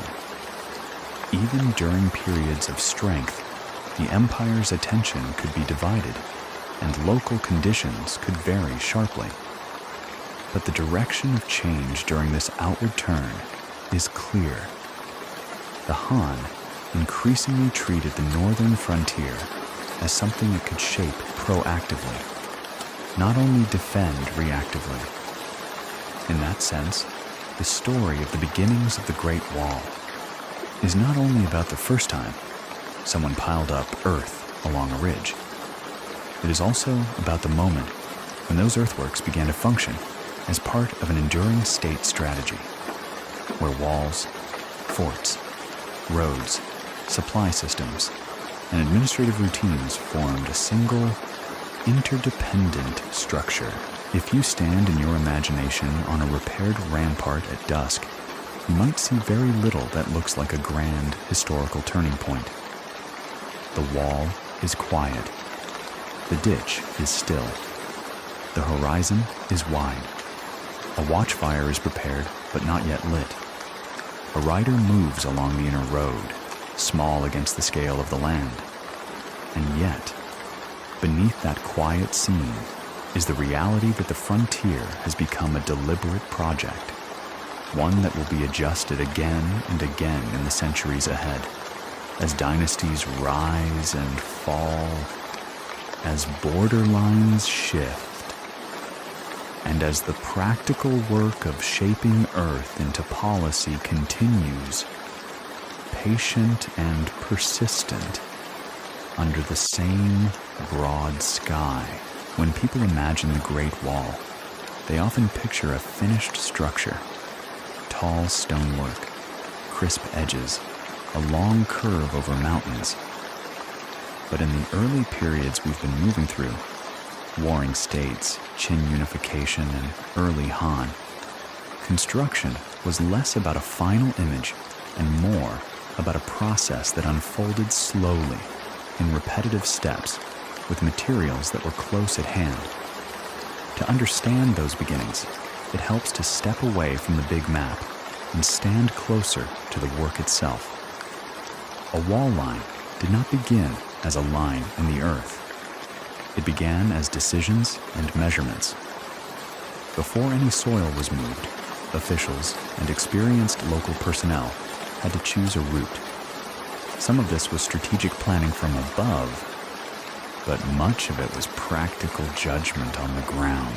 A ridge with a broad spine was easier to build on than a slope that crumbled. A valley that naturally gathered travelers was worth blocking or watching. A river bend could serve as a strong anchor point. Even the quality of soil mattered. Some soils compacted well. Others remained loose no matter how hard they were tamped. Once the route was chosen, the work expanded outward from fixed points, passes, garrisons, watch sites, places where defense and administration already had a foothold. The wall was rarely a lone ribbon of earth in empty space. It was usually tied to nodes: a fort, a gate, an older embankment, a known road. Then came the first visible step: digging. In many stretches, the ditch was as important as the wall. A ditch did two things at once. It created an obstacle, and it produced material. Soil taken from a trench could be piled and compacted into the rampart beside it, reducing the need to haul earth from far away. This made construction faster and more efficient, especially in open ground where labor and time mattered. The digging itself was heavy, steady work. Tools varied by region and period, but the principle was constant. Cut through hard ground, lift earth, carry it in baskets, dump it where the wall would rise. In dry seasons, the soil could be stubborn and dusty. After rain, it could be thick and clinging, heavier in every basket. The work did not feel heroic. It felt repetitive, and it demanded endurance. Along the wall line, wooden frames were set up to guide the shape of the rampart. These forms were like long molds. Earth was poured or shoveled into them in thin layers, then compacted. The compaction was the heart of the method. Rammed earth is not simply piled earth. It is earth made dense by force. Workers used heavy tampers, lifting and dropping them in a steady rhythm. The sound was dull and persistent. The goal was to press out air pockets and lock grains of soil together. When one layer reached the right density, another layer was added. Over time, the wall rose in controlled steps. If you watch this imagined scene from a short distance, the pace is slow and almost hypnotic. Load after load arrives. The forms hold the edges. The tamping repeats. The wall grows not by leaps, but by accumulation. The exact mix of materials depended on what the land offered. In some places, builders used soil with natural clay content that compacted tightly. In others, they might add gravel or coarse material to strengthen structure. In some environments, plant fibers or brush could be layered in to help bind and stabilize. These choices were rarely described in ancient texts in the way modern engineering manuals would describe them. But archaeology and the survival of certain wall segments suggest that early builders used local knowledge, adapting technique to place. The shape of the wall mattered as much as its height. A very tall wall of weak earth would be less effective than a lower wall with a thick base and stable slopes. Many early ramparts were broad. They were built to resist collapse and to remain usable after weathering.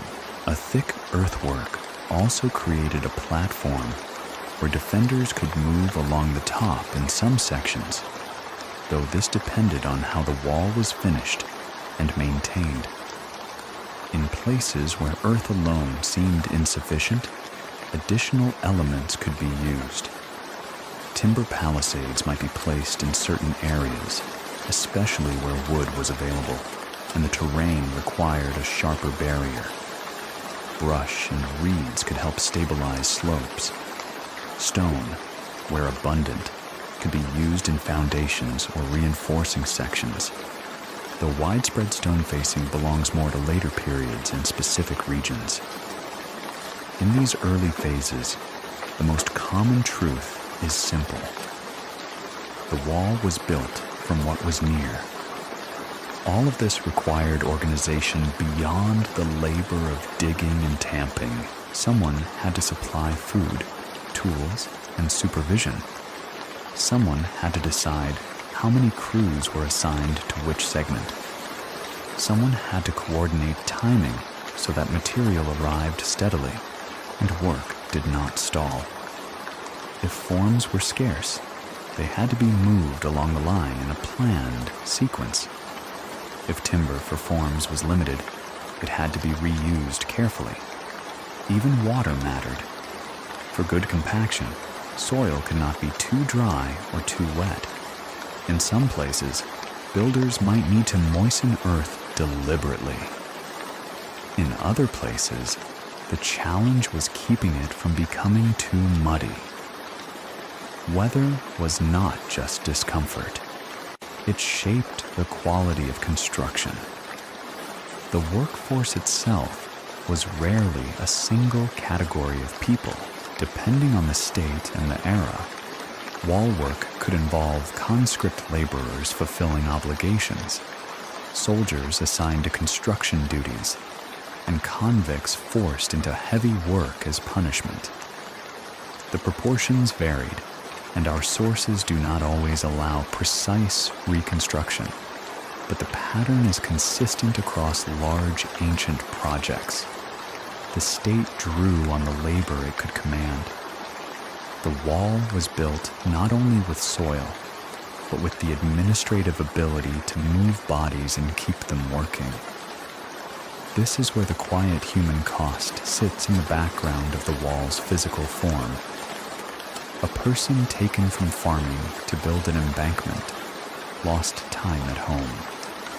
The family left behind had to manage without him, or the household might be forced to send a replacement. In frontier work camps, conditions could be harsh. Exposure to cold or heat, limited shelter, illness, injuries, and the exhaustion of repeated lifting and tamping. Ancient texts, especially later moralizing accounts, sometimes emphasize suffering in dramatic terms. And we should be careful not to treat every vivid claim as literal fact. But the basic reality is hard to escape. Coercive labor on a large scale brings hardship. A wall is not merely an object, it is the imprint of compelled time. And then, after construction came the quieter work that rarely appears in people's imaginations: maintenance. An earthwork is never finished in the way stonework can be finished. Wind smooths its edges. Rain cuts channels into its slopes. A ditch silts up. A gate structure rots, would be sent to refill erosion cuts, retamp slumped sections, and restore profiles where the wall had softened. Ditches would be cleared. Watch platforms would be rebuilt.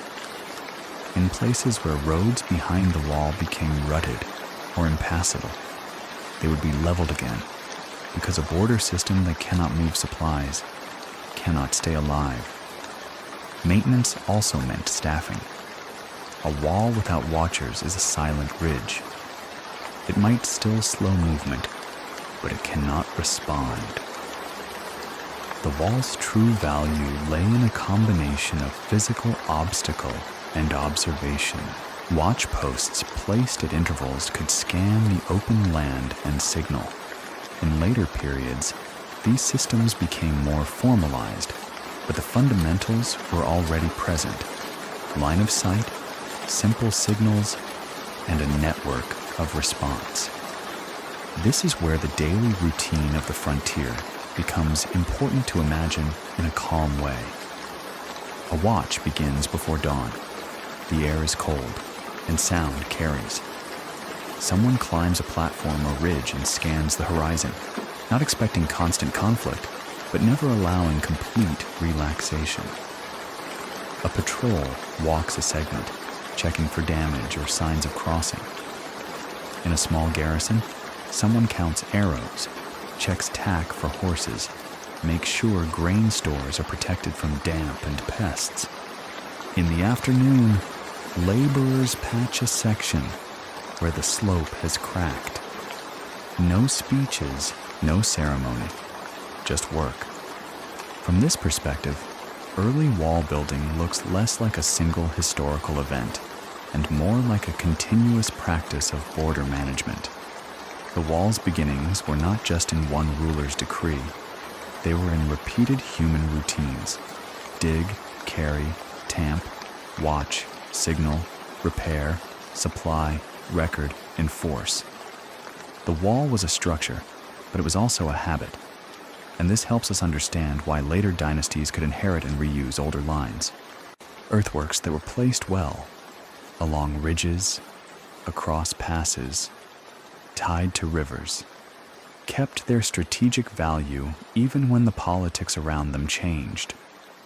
A new regime could repair what existed, extend it where needed, and weave it into new administrative systems. The land remembered the old boundaries, even when people tried to redraw them. By the time the Han Dynasty reached its fuller strength, the northern frontier was no longer defined only by what had been inherited from Qin and the warring states. The older earthworks still mattered, and many still stood in useful places, but the border itself was beginning to behave like something flexible. Not in the sense that it was unimportant, quite the opposite, but in the sense that the Han court increasingly treated it as a zone that could be pushed outward, pulled back, tightened in some corridors, and loosened in others. This is one of the most important truths in the early history of the Great Wall as an idea. A wall is never just a wall. It is a way of organizing space, and when a state's control expands or contracts, the wall's meaning changes even if the dirt ridge stays where it has always been. In the early Han, the dynasty had often used a mix of diplomacy and limited defense to reduce immediate strain on a recovering empire. As time passed and the state became more confident, policy leaned toward more active measures. The North was still a place where mounted power could apply pressure, but the Han began to believe that pressure could be answered not only at the edge of farmland, but farther out, through campaigns, through the strengthening of frontier commanderies, and through the attempt to control key corridors that shaped contact between settled regions and the steppe. It is easy to focus on famous moments and forget the slow rhythm beneath them. But even the more assertive periods were built out of ordinary logistics and ordinary constraints. Every time the court chose to send a larger force north, the same questions returned. How will the army be fed? Where will the horses be watered? How quickly can orders travel?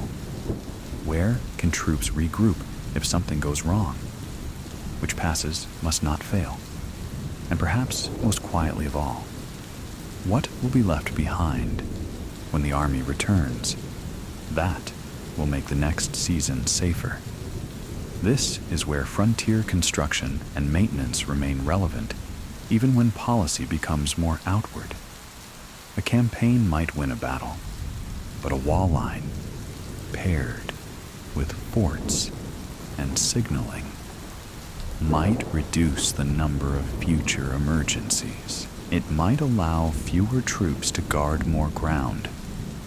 It might make frontier administration steadier. And steadier administration was the difference between a border that was merely claimed and a border that was actually held. During the reign of Emperor Wu, the Han state pursued major efforts against the Xiongnu and sought stronger control over northern approaches. The details of specific battles and movements are recorded in transmitted histories, and historians continue to discuss how best to interpret some aspects.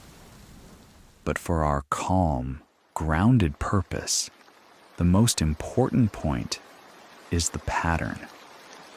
Sustained military activity and sustained frontier management began to reinforce each other when the Han created or strengthened forward positions, garrisons, forts, administrative centers.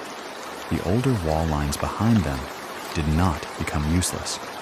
Instead, they became a kind of Second line, a framework supporting movement, supply, and communication. It is the difference between standing alone on open land and standing on land connected by roads, depots, and staffed watch points. This layered defense is not always visible in the most common images of the Great Wall, which tend to suggest a single dramatic line between inside and outside. But on the ground, the border was more like a set of overlapping nets. The first net might be observation, watch points placed where they can see far. The second net might be obstacles, embankments, ditches, controlled gates. The third net might be response, mounted patrols and stationed troops ready to move. And behind all of it is the net of logistics, storage sites, transport routes, administrative offices, and the patient accounting that keeps grain and tools where they need to be. When the Han invested successfully in these layers, the frontier could feel less like a raw edge and more like a managed space. That does not mean it became peaceful. It means it became less surprising. Surprise is the enemy of settled life. A wall is one way to reduce surprise. If you imagine the northern frontier at this point, you might picture a long, quiet line of earthworks following the easiest route that geography allows. Some sections are sharp and maintained. Others are softened and older, still present, but less crisp. In a few places, new repairs stand out in color, freshly tamped layers lighter against older, weathered soil. Near a pass, a fortified node looks busier. Carts arriving, guards moving, a gate checked and rechecked, paper records kept in a small office, a signal point ready to send warning if dust rises in the distance. This is not a dramatic scene. It is routine, which is exactly what a state wants. Routine is control. Yet routine always rests on choices, and those choices were not always consistent. Even in a strong dynasty, priorities shift. If the court's attention is pulled elsewhere, toward internal reforms, toward other frontiers, toward politics in the capital, then the border system can thin.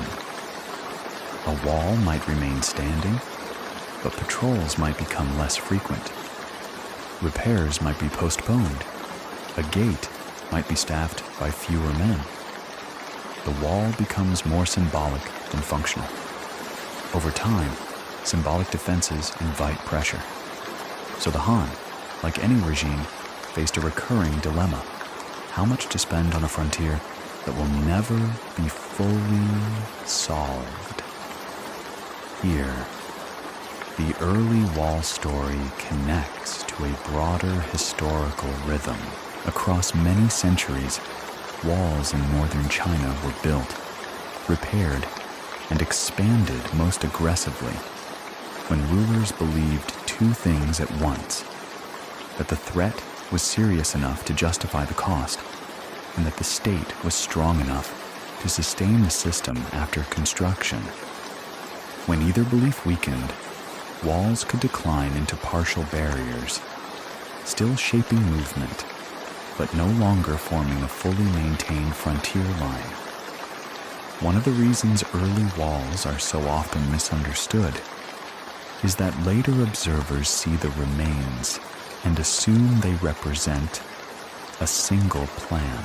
In reality, an earthwork you can walk along might be the product of multiple eras layered on top of each other. An older warring state's embankment reused under Qin, repaired under early Han, patched again after a severe storm decades later, then partly neglected, then perhaps repurposed in a local defensive scheme. the landscape becomes a record of repeated decisions. This is why the beginning of the Great Wall is not a single year. It is a long beginning, a beginning that stretches across state building itself. And as the Han frontier became more deliberate, something else quietly matured. The idea that border management could be standardized, like weights and measures, like administrative districts. The more the state tried to standardize, the more the wall became part of that standardization. It became an expectation that passes would be controlled, that watch points would signal, that roads behind the line would be maintained, that certain stretches would be repaired before they failed. Even if reality never matched the ideal perfectly, the ideal itself mattered. It shaped where officials were sent, what they were judged on, and what kinds of projects were considered normal tools of governance. If you follow a single section of frontier work through the seasons, the story becomes very slow and very human. In late spring, repair crews might arrive when the ground is workable, and before summer storms, cut deeper channels. They fill slumped areas and tamp new layers. They clear the ditch. They reinforce a corner where water tends to run. Summer brings heat and dust, and the wall's surface hardens again. In autumn, patrols watch movement along routes where grasslands still allow travel. In winter, the wind feels sharper, and a garrison's main work may be simply enduring, keeping supplies dry, maintaining readiness, watching for signs that movement is happening on the other side. This repetitive attention is what turns a barrier into a system, and a system, once established, can outlive the moment that created it. Even when the Han's policies shifted, even when the dynasty faced internal strains later on, the frontier works and the habit of using them remained part of how governments thought. Later, dynasties would inherit not only the physical traces, but the administrative imagination, the belief that earth, labor, and organization could be combined to shape the border. So, when we talk about the beginnings of Great Wall construction, it is not just the first tamped layer of soil. It is also the moment when wall building becomes normal enough to be repeated. When a state looks at a frontier problem and reaches not only for soldiers and diplomacy, but for survey lines, labor crews, supply depots, and the slow craft of compacting earth into policy.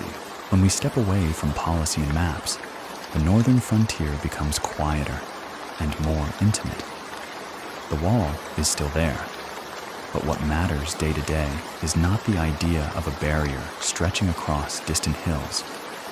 What matters is how people live near it, how they sleep, how they store food, how they watch the horizon without staring at it all day, and how they carry on with ordinary tasks while knowing that uncertainty can arrive quickly.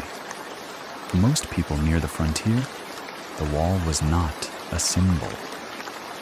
It was an environment. It might be visible from a field, a pale ridge of compacted earth in the distance. It might be close enough that you could walk to it in an hour and return before noon, or it might be farther out, beyond several small settlements, marking a limit that people spoke about more than they visited. Its presence shaped routes. It shaped where markets formed. It shaped where soldiers were stationed and where officials kept their offices. Over time, it shaped habits of attention. Which roads felt safe, which valleys felt exposed, which passes were watched carefully, and which places everyone knew to avoid. the people who lived there did not experience the frontier in a single way. Some were farmers, whose families had been in the region for generations. Others were settlers, encouraged or compelled to move outward to strengthen the border. Some were soldiers serving terms of duty. Some were officials assigned to frontier posts, aware that a mistake could be punished harshly. Some were traders who understood that controlled crossings could be both risk and opportunity. And beyond them were mobile groups whose own daily lives are harder to reconstruct in detail from Han-centered sources, but who were part of the frontier's reality through movement, exchange, and sometimes conflict. On a calm morning near a frontier wall, the scene could feel almost ordinary. Fields might be quiet except for the sound of tools and the movement of animals. A narrow road might carry carts toward a gate or a garrison. If the wall line was nearby, you might see patrols moving slowly along it, not marching dramatically, but checking for damage and scanning the land beyond. You might hear the distant call of a watch, not an alarm, just routine coordination. Routine is the strange gift of defensive systems. They rarely erase risk, but they can make daily life possible. For farmers, the wall's value was often measured in time. Time to gather livestock if trouble was seen. Time to reach a protected area if a warning signal came. Time to store grain more securely. Time to avoid the worst losses, even when not every loss could be prevented. But that time had a cost, and the cost was also measured in time. Frontier communities were often burdened with obligations: labor service, transport duties, supply quotas, sometimes extra demands in years of heightened tension. If repairs were needed after storms, local labor might be mobilized to patch earthworks and clear ditches. If garrisons needed grain, nearby districts might face heavier deliveries. If roads behind the wall needed work, the burden could fall on local households, supervised by officials who had their own quotas and fears, so the wall could feel like protection and pressure at the same time. A family might appreciate the presence of a garrison nearby and still dread the summons that pulled men away from planting. A village might benefit from a controlled gate that brought trade and demand for food, and still resent the inspections and taxes that came with it. Frontier life was often a balancing act between the stability that state presence offered and the demands that state presence imposed. For soldiers stationed near the wall, life could be long stretches of waiting. Their work was not constant fighting. It was watchfulness, training, maintenance, and readiness. Horses needed care. Weapons needed inspection. Supplies needed guarding against damp and pests. Patrols needed to be sent out, not too rarely and not too predictably. In cold seasons, endurance mattered as much as skill. In hot seasons, fatigue and water mattered. Soldiers also had to handle routine interactions at gates, travelers passing through, traders bringing goods, local disputes spilling into military spaces. If you imagine a small frontier garrison, it is not a grand fortress.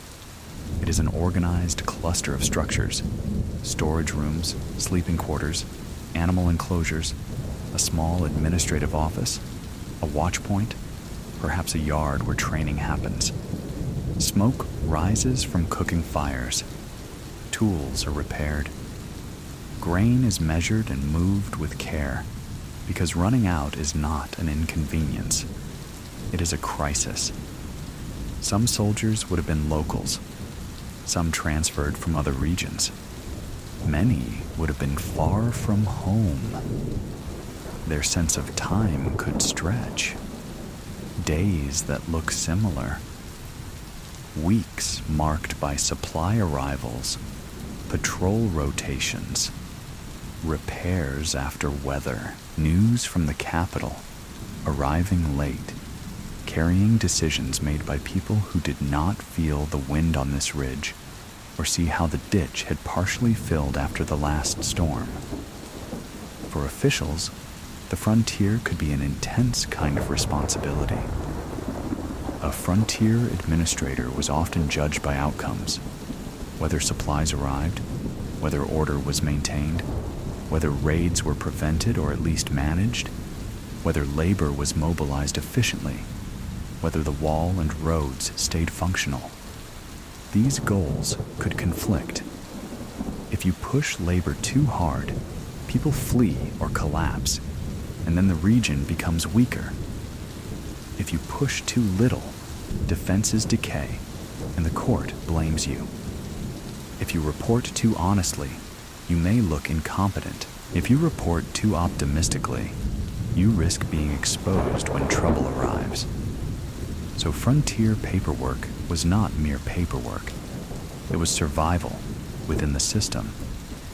And the wall itself, in this human landscape, becomes less like a giant object and more like a boundary around certain kinds of behavior. It shapes where you can go without permission. It shapes which routes are legitimate. It shapes which goods can pass and where they can pass. It shapes the flow of people, animals, and information. That information flow, warnings and routine reports, is one of the most important parts of frontier life. A watch post on a ridge is quiet most days.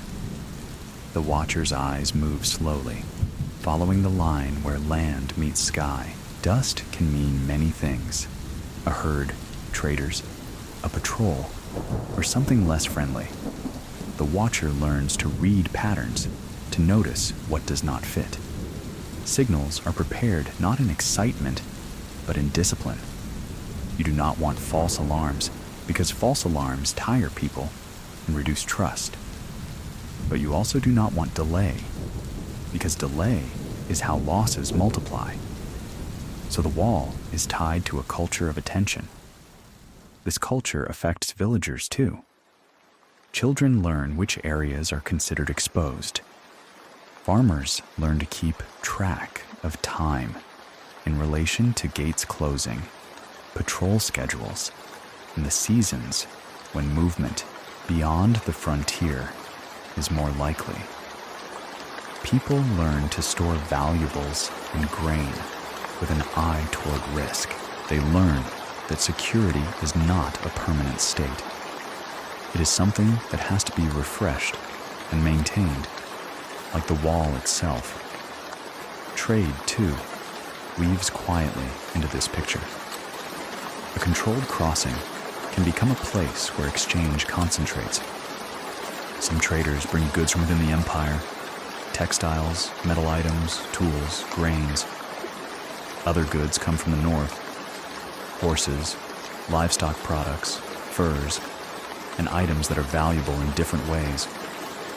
The state often wants to regulate this exchange, both for revenue and for security. A gate allows regulation. It also creates friction, inspection, waiting, taxes, and the uneasy feeling of being watched. But even regulated trade can be a relief. It is a form of predictability. It channels contact into routines rather than surprise. And yet, despite routines, the frontier never fully loses its edge. There are seasons when tension rises. Rumors spread faster. Patrols are increased. Repairs are rushed. A distant signal at night can sharpen everyone's senses. People listen more closely to hoofbeats, to voices on the road, to any sound that arrives unexpectedly. then perhaps nothing happens.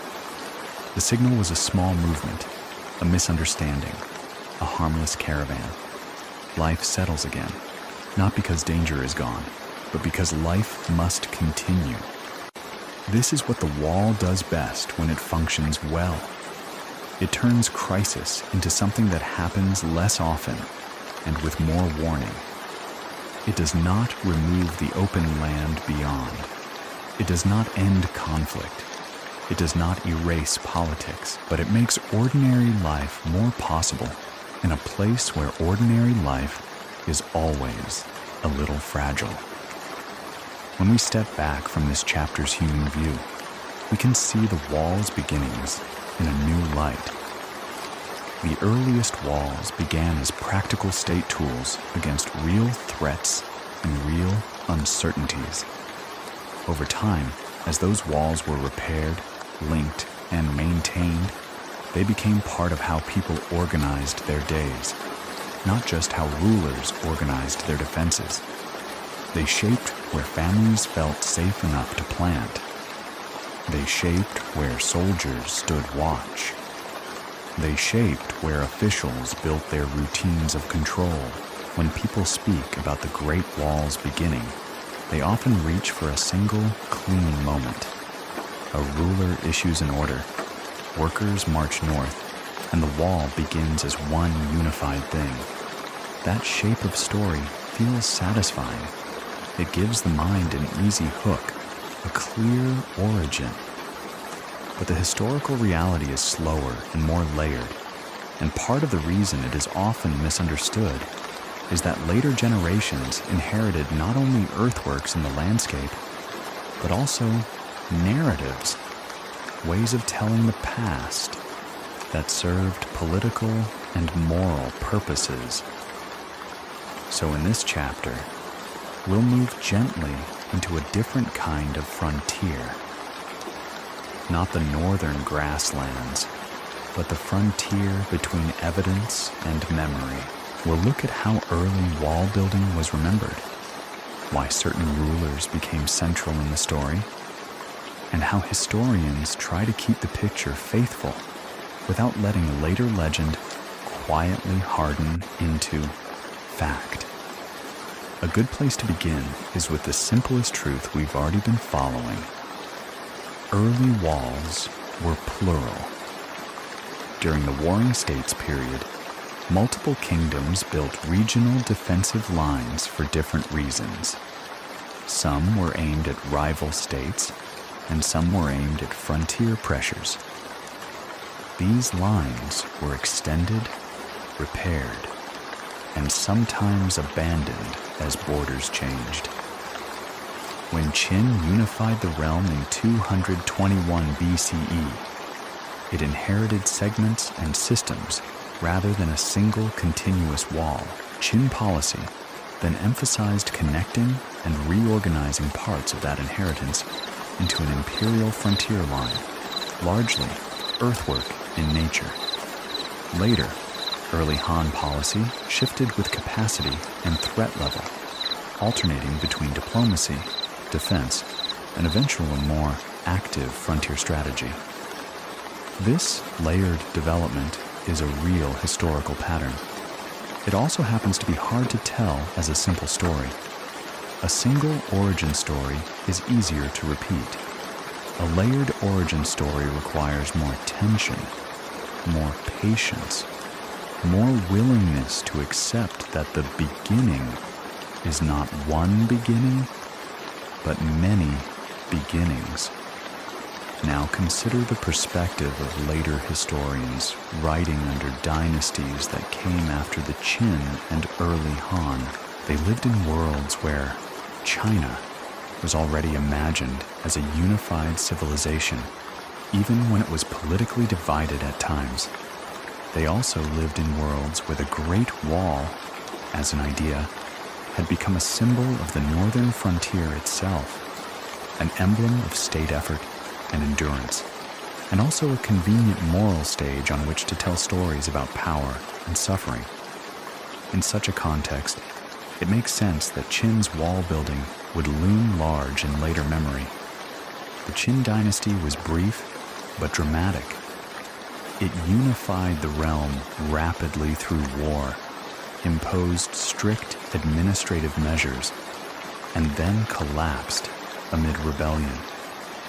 Later traditions often used Qin as a lesson in the dangers of harshness and overreach. Large state projects, roads, palaces, tomb construction, and frontier works became part of that moral picture.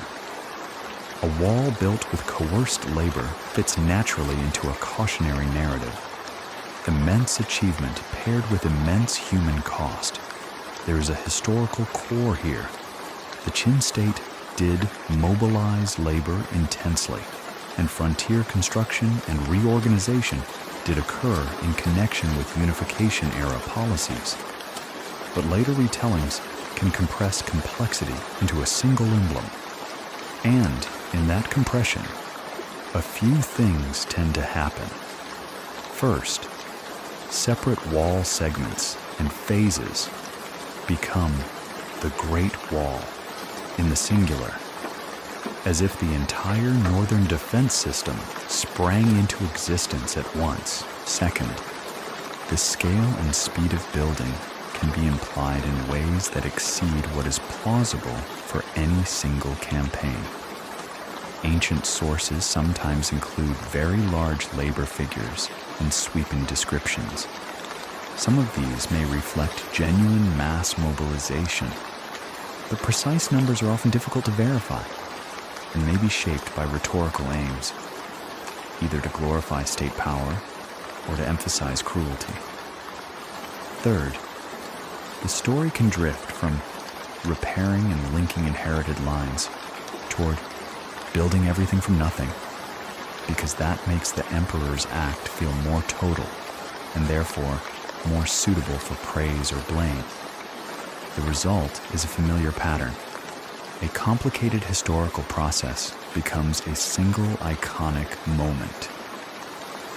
For calm, faithful storytelling, the goal is not to strip the story of meaning. The goal is to hold meaning without letting it replace evidence. We can acknowledge that Qin's policies were harsh and that labor demands were heavy, while also recognizing that walls existed before Qin, and that Qin's work likely included connecting and strengthening as much as new building. This approach, holding both the physical reality and the narrative shaping, is how historians try to keep their footing. Another place where later memory can blur early reality is in the material appearance of the wall. Many people today picture stone-faced walls with watchtowers and brickwork. That image is understandable because the most visually dramatic surviving stretches, especially those near major tourist routes, are often from later dynastic phases, particularly the Ming era. But the earliest wall building we've been focusing on was dominated by earthwork methods, rammed earth, ditches, and simpler fortifications. When later writers or later readers imagine Qin and early Han wall building, they can unconsciously project the appearance of later walls backward in time. The mind fills gaps with the most familiar picture. Over centuries, that projection can become a kind of invisible myth, not a tale of dragons or magic, but an assumption about bricks, height, and uniformity that doesn't fit the earlier evidence. To stay accurate, we keep returning to the practical methods: compacted soil, local materials, terrain-following lines, and continuous maintenance rather than one-time completion. There's also a subtle issue with the way threats are described across time. Later texts often speak of northern barbarians as a single category. In reality, the peoples and polities beyond the frontier varied across centuries, and their relationships with Chinese states varied too. ranging from trade and diplomacy to raiding and war. The confederation known as the Xiongnu becomes especially prominent in early Han records, but it is not a simple, timeless label for every northern group in every earlier century. When later narratives compress multiple centuries into a single wall story, they can also compress the identity of frontier pressures, making it seem as if one unchanging enemy existed the whole time. That simplification can distort how and why walls were built. Early warring states' walls responded to a mix of pressures: rival states, local insecurity, frontier mobility, and strategic corridors. Qin's concerns were shaped by unification and imperial consolidation. Early Han concerns were shaped by recovering capacity and a complex relationship with the Xiongnu. Different reasons, different moments, similar tools. Understanding that difference makes the story calmer and more truthful. It turns the wall from a theatrical object into a long-running administrative response. So what can we say, confidently, without inventing? We can say that long defensive walls and earthworks existed before unification, built by various states for particular strategic reasons. We can say that Qin, after unification, took steps to strengthen and link frontier defenses in the north as part of a broader consolidation program.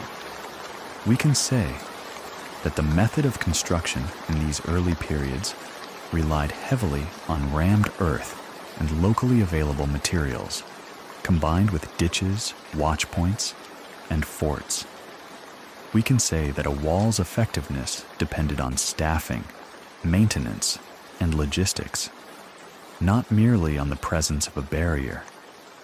And we can say that later, dynasties and later writers remembered and reshaped these early efforts, often using them to tell moral stories about state power, labor, and the cost of empire. This careful way of speaking can feel less thrilling than myth, but it offers something more stable, a picture that can hold up under patient listening. If you imagine yourself walking along an old earthwork line at dusk, you might not know immediately which dynasty last repaired it. The shape is the same: soil pressed into slope, a ditch line in front, a ridge that catches wind. Time has softened edges. Vegetation might cling in thin patches. The earth does not announce the year it was tamped. It simply remains, absorbing centuries into its surface. That is part of why the wall became such a strong symbol. It is physically persistent. It looks older than memory. It invites the mind to attach a single story to it, because the wall itself feels singular when you stand near it. But history asks us to do something gentler and more precise, to see the wall as a living set of practices carried across generations. Not one beginning, but many beginnings. If you stand far enough back from the centuries we've been moving through, you can see the Great Wall's beginnings less like a single construction project and more like the gradual formation of an idea. The earliest walls were built for immediate purposes: to slow raids, to guard passes, to secure newly claimed land, to protect farms and routes. Later, once an empire existed, those earlier practical lines were gathered into a broader imperial imagination. Over time, walls became the wall, and then the Great Wall, not because the earth suddenly changed shape, but because the political world around it changed how people understood what they were seeing. In this chapter, we'll trace that emergence calmly, in chronological order, without forcing it into a single dramatic origin. We begin where we truly began, with borders that were not yet imperial. During the spring and autumn and warring state centuries, the Chinese world was divided among competing kingdoms. Each state understood that defense was not a single act, but a continuous struggle against both internal rivals and external pressures. City walls were common because cities were administrative centers and storehouses of grain and power. But as warfare intensified and states expanded outward, the space between cities became strategically important too. Roads, rivers, valleys, and open plains were the routes along which armies and raiders moved. A state that wanted to protect itself had to think beyond its gates. In some regions, that meant building long defensive lines. Sometimes these lines were aimed at rival states. The logic was straightforward. If you can channel an enemy army toward a pass you control, if you can slow their movement and force them to fight on your terms, you reduce your vulnerability. Such walls could also protect key economic areas, defending farmland and transport corridors. They were not created as symbols of a unified civilization. They were instruments in a competitive landscape. In northern regions, long walls gained another purpose, managing contact with mobile groups beyond the settled zone. This is where the terrain matters so much. Northern China includes vast areas where plains and grasslands allow rapid movement. A raid could happen quickly, and defending against speed is one of the hardest problems for a settled state. You can station troops in every village, but that spreads them thin and strains resources. Or you can build systems that reduce the number of likely routes and increase warning time. Walls helped with both. A wall line, especially when paired with a ditch, could slow horses and force groups toward easier crossings. Watchpoints along ridges could spot movement and send signals. A controlled gate could regulate trade and passage. A garrison behind the line could respond more quickly because it needed to cover fewer likely approaches. None of this required the wall to be perfect. It required the wall to be placed well and supported well. Over time, certain northern states, especially those like Zhao and Yan that lived closest to these pressures, invested more deliberately in frontier defenses. Their wall building was part of broader military and administrative adaptation. Zhao's emphasis on mounted capability in later tradition reflects the reality that northern warfare demanded speed and scouting. But even with improved cavalry, defensive lines remained useful because they shaped the environment of response. They made certain threats more predictable. This is the first step toward the later Great Wall idea, the recognition that long linear defenses could function as part of state strategy. Then came Qin. When Qin unified the rival kingdoms in 221 BCE, it did something unprecedented in scope. It took a world that had been politically divided and made it, at least on paper and under law, one realm. This unification transformed the meaning of border. Former interstate boundaries became internal administrative space. The outer edge, especially the north, became the place where the empire had to define itself against what lay beyond. And Qin's governing style leaned towards standardization and central direction. In that context, it makes sense that Qin turned its attention to frontier infrastructure. Qin did not need to invent wall building. It inherited wall segments, frontier forts, watch lines, and older practices. What Qin could do, what unification made possible, was to treat those pieces as components of an imperial border system. So the Qin effort is best understood, historically, as a combining and strengthening, connecting gaps, repairing worn segments, and aligning frontier defenses under a single command structure. The materials were still primarily earthwork in many stretches. The labor systems still relied on coercion. The wall was still dependent on patrols, signaling, and supply routes. But the idea behind it became larger. Not the wall of one kingdom against another, but an imperial frontier line for a unified realm. This is the second major step toward the Great Wall as an idea. Political unification making continuity imaginable. A unified empire could look at a scattered set of defensive lines and think, this can be made into one system. That thought is as important as the physical act of tamping earth, because it reflects a new kind of territorial imagination. The empire visualizing itself as having a single northern edge that could be shaped and managed. Then Qin fell. The collapse of Qin reminds us that building a frontier system is one thing, sustaining it is another.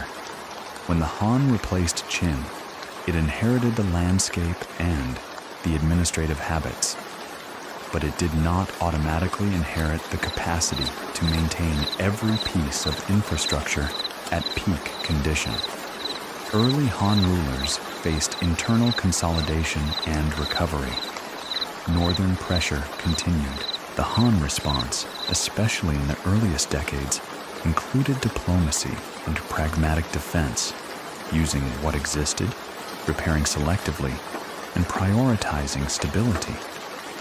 In this phase, the wall remains important, but not always as a sweeping imperial statement. Sometimes it is simply a tool, used where it still works best, guarding passes, anchoring garrisons, creating controlled crossings. The border system becomes more uneven again, not because the idea of a frontier disappears, but because resources and priorities shift. And then, as Han strength grows, the frontier becomes active policy once more. When Han leaders, especially under stronger reigns, pursue more assertive northern strategies, they again return to the logic of infrastructure. Campaigns require supply and communication. Forward garrisons require stable backlines. Roads and depots become crucial. Watch lines and barriers matter because they reduce surprise and enable coordinated response. So wall building and wall maintenance become part of a broader frontier project, integrated into administrative routines. This is the third step toward the Great Wall as an idea. Continuity through repeated use across regimes. A wall is more likely to become a symbol when multiple generations keep choosing it as a tool. When the same ridges are used again and again. When repairs are layered over older repairs. When watch sites remain watch sites because they are still the best places to look. Then the landscape starts to feel like it has always been this way. Later, observers see the result and imagine a single origin, but what they are really seeing is persistence. At this point, it becomes easier to understand how the Great Wall became a single story in popular memory. The imperial view encourages it. A unified realm wants unified narratives. It wants clear beginnings attached to clear rulers. The Qin First Emperor becomes an easy anchor, partly because he did order major consolidation projects, and partly because later moral narratives liked to use him as a symbol of harsh state power. Yet the wall itself does not belong to one reign. It belongs to a long sequence of decisions. The early Great Wall story, faithful to history, is a story of governance and geography. Governance, because wall building required administrative strength, the ability to mobilize labor, allocate grain, supervise work, maintain garrisons, and enforce routines. Geography, because walls follow land. They do not merely express power. They cooperate with ridges, rivers, and passes. Even the most ambitious ruler cannot ignore terrain. The wall's shape is partly politics and partly physics. So when people ask, why did the Great Wall begin? The calm, accurate answer is not a single sentence. It is a slow answer. It began because states needed to protect settled land from fast-moving threats and rival pressures. It began because walls could buy time, channel movement, and make borders more manageable. It began because warring states' competition created governments capable of large-scale labor projects. It began again when Qin unification allowed scattered lines to be treated as a single imperial frontier system. It began again when Han rulers repaired, reused, and expanded defenses as their own frontier strategies evolved. The Great Wall, in its earliest meaning, is not an object. It is a practice, repeated, maintained, adapted.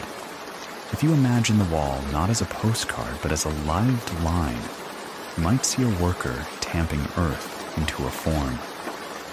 Behind him, a cart brings another load. On a ridge, a watcher looks outward. In a garrison, grain is measured. In an office, a clerk records deliveries and labor assignments. Beyond the wall, the landscape remains open, and the horizon remains wide. This is how many walls became one idea, not through a single creation, but through the steady repetition of the same solution, in different hands, under different rulers. Across centuries, we've walked a long distance through time. And it can be restful now to gather the story again, calmly, in the same chronological order, like returning along a familiar road in the evening, noticing the shape of things more clearly the second time. The beginning of Great Wall construction, faithful to established history, is not a single event. It is a sequence of practical responses to real conditions, repeated across generations, gradually forming a tradition of border building that later dynasties inherited and transformed. So here, gently and in order, is what happened.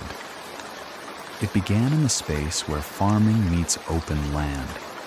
In northern China, especially across the first millennium BCE, settled agricultural communities relied on predictable harvests and stable administration. Grain had to be planted, stored, taxed, transported. Villages needed security enough to remain in place through seasons of uncertainty.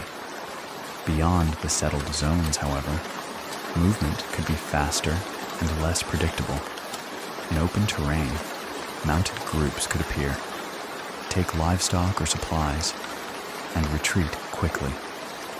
Even when relations included trade and diplomacy, the possibility of sudden loss remained part of frontier life. This contrast between settled and mobile ways of living did not create constant war, but it did create vulnerability, especially for governments that needed stable revenue and authority. The earliest walls began as a way to reduce that vulnerability. In the spring and autumn, and then warring states period, the Chinese world was divided among competing kingdoms. These states were not uniform, but they shared a growing awareness that survival depended on organization, strong administration, disciplined armies, reliable supplies, and infrastructure that could support strategy. During these centuries, long defensive lines began to appear in multiple places for multiple reasons. Some walls were built between rival states, protecting corridors and borders against organized armies. These walls reflected interstate competition, each kingdom attempting to secure terrain, protect its agricultural base, and channel an enemy's movement toward places where defenders had an advantage. Other walls were built in northern regions where mobility and raids made defense difficult. For frontier-facing states, especially those like Zhao and Yan, the need was not only to keep out large armies, but to manage smaller, faster-moving threats that could disrupt settlement and erode state authority. In both cases, the logic of walls was similar, not absolute prevention, but delay and control. A wall could slow movement, force attackers toward known crossings, and buy time for defenders to respond. Even a low wall could hinder horses. Even a ditch could disrupt speed. The value lay in changing the shape of movement across the landscape, turning a wide open frontier into a narrower set of routes that could be watched. Who ordered these earliest walls? In the Warring States era, walls were typically ordered by state governments, kings, ministers, and regional commanders acting within administrative systems that had become increasingly capable of mobilizing labor and resources. We cannot always name a specific ruler for every segment, and later texts sometimes attach walls to famous names more confidently than the evidence allows. But we can speak clearly about the institutions involved. Organized states directing large labor forces in response to strategic needs. And how were those early walls built? Primarily with earth, shaped by human endurance. The most common method in many northern regions was rammed earth construction. Workers used wooden frames to guide the shape. They filled them with soil in thin layers and tamped each layer down hard with heavy tools. The compaction created dense, durable embankments.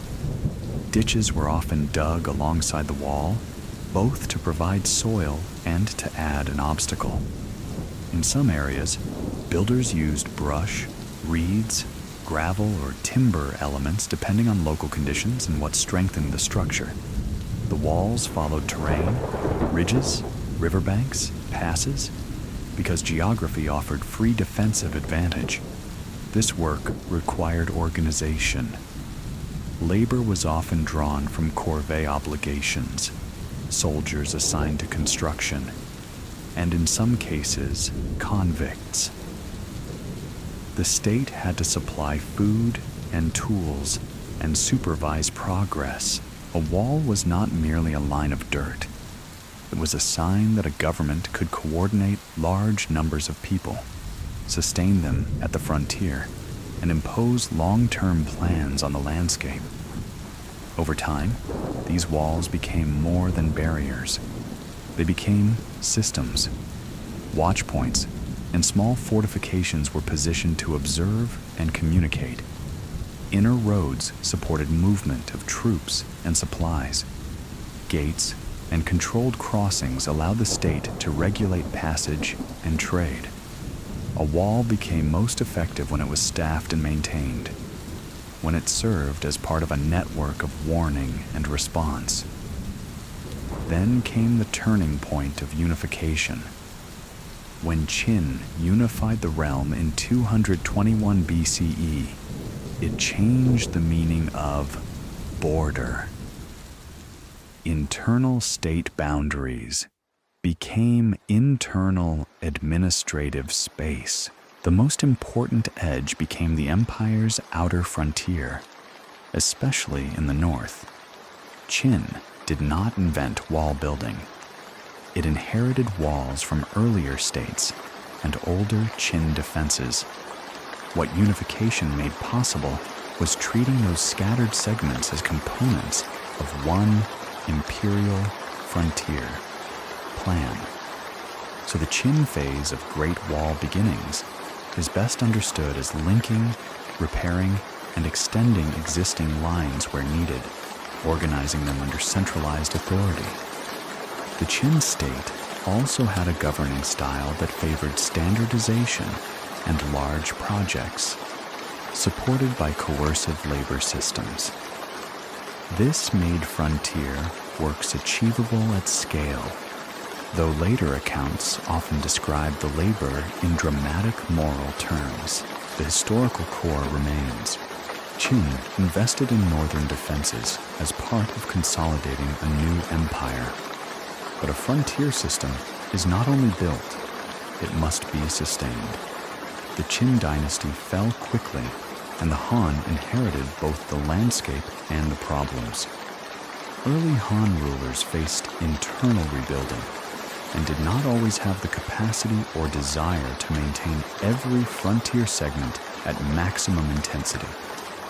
Policy toward the north included diplomacy and pragmatic defense, and the use of existing walls and forts could be selective, repairing what mattered most, staffing key gates, maintaining crucial roads and watch lines. As Han's strength grew, its frontier posture became more active. Over time, especially under stronger reigns, the Han pursued more assertive strategies toward the Northern Confederation, known as the Xiongnu, combining military action, diplomacy, and administration.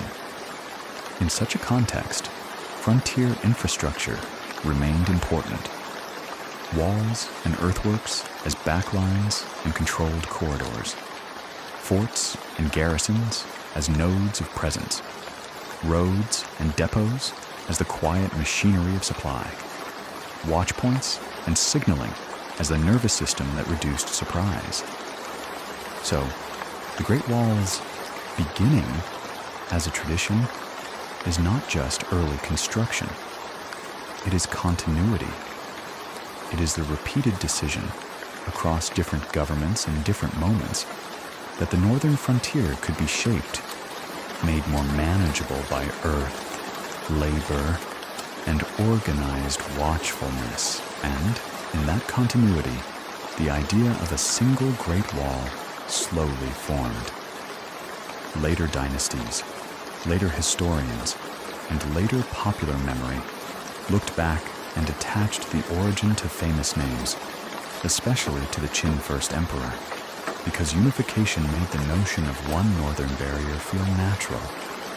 But the physical reality behind the symbol is older and more layered. Warring states' walls built for local and regional needs, Qin linking and reorganization under an empire, Han adaptation, maintenance, and expansion as policy evolved. If you hold the story in mind as a quiet sequence, it becomes easier to picture how it felt on the ground. A frontier worker tamping earth into a form, repeating the same motion until the wall rises by a hand's width. A soldier scanning the open land from a ridge, not always seeing danger, but always practicing readiness. A farmer storing grain and watching the season, grateful for the warning time a wall can provide, and weary of the labor demands that maintaining it requires. An official counting supplies and writing reports, knowing that the wall is only as strong as the food behind it, the roads beside it, and the people assigned to watch it. This is the beginning, not one moment, but a long practice. If you listen to the story of the Great Wall long enough, it becomes less like a tale of one ruler and one command, and more like a quiet record kept by the land itself. The earth remembers every layer that was tamped into place. It remembers the ditches cut alongside embankments. It remembers the ridges chosen because they offered visibility, the passes narrowed because they could be controlled, the roads smoothed because carts had to move even when the weather turned. And when we ask about the beginnings, how and why the earliest walls began, who ordered them, what threats existed, and how construction worked, the most faithful answer is not dramatic. It is steady. It is practical. It is shaped by governance and geography, by fear and planning, by labor and routine. The earliest walls began because the frontier was not a clear edge. It was a zone. In northern China, a person could walk from dense settlement into thinner settlement, and then into open land without passing a visible border marker. Yet the difference between those spaces mattered. In settled land, the state could register households and measure fields. It could count grain and call men for service. In open land, movement could be quick, and the state's reach was less certain. The frontier zone was where the state's habits met their limits. In that zone, threats did not always come as large armies. Often they came as speed and surprise. Small groups crossing in places where no one was watching, taking animals or supplies, forcing communities to live with uncertainty, even when relations across the frontier included trade and negotiation. The risk of disruption remained part of the landscape. The earliest wall building was an attempt to turn that risk into something manageable. A low embankment and a ditch could do more than you might expect, not because they were invincible, but because they were inconvenient to cross quickly. They slowed horses. They made paths less direct. They pushed movement toward the easiest crossings. They created time, and time is what a defender most needs. Those earliest walls were not one wall. They were many, built by different states, for different pressures. During the Warring States period, kingdoms were locked in rivalry. Some long walls were aimed at rival states, protecting key approaches and corridors. Others were aimed at frontier insecurity. Northern-facing states like Zhao and Yan, living closest to open land, had strong reasons to invest in defensive lines, watch posts, and controlled crossings. Their policies combined adaptation, improving mounted capability and frontier readiness, with infrastructure that could stabilize vulnerable edges. When we ask who ordered these early walls, the honest answer is that they were state projects. Kings and ministers and regional commanders, supported by increasingly powerful administrations, made decisions to mobilize labor and resources. Specific attributions in later historical writing can sometimes be difficult to confirm in detail for every segment, but the institutional reality is clear. Walls required a state capable of organizing thousands of people, feeding them, supervising them, and maintaining what they built. Then, in 221 BCE, unification changed the meaning of everything. Qin's conquest of the rival kingdoms did not erase walls. It inherited them. Where once walls marked the boundaries between competing states, now those internal boundaries became internal space. The northern edge became the place where a unified empire confronted what lay beyond. And because Qin governance leaned toward standardization, and centralized direction, it made sense for the new regime to treat scattered wall segments and frontier defenses as components of a single imperial frontier system. This is why Qin is so strongly associated with the Great Walls, beginning in later memory. Not because Qin built every wall from scratch, but because Qin unification made the idea of one connected northern defense line newly plausible. Qin's efforts, understood as linking, repairing, and extending inherited defenses, fit the logic of consolidation.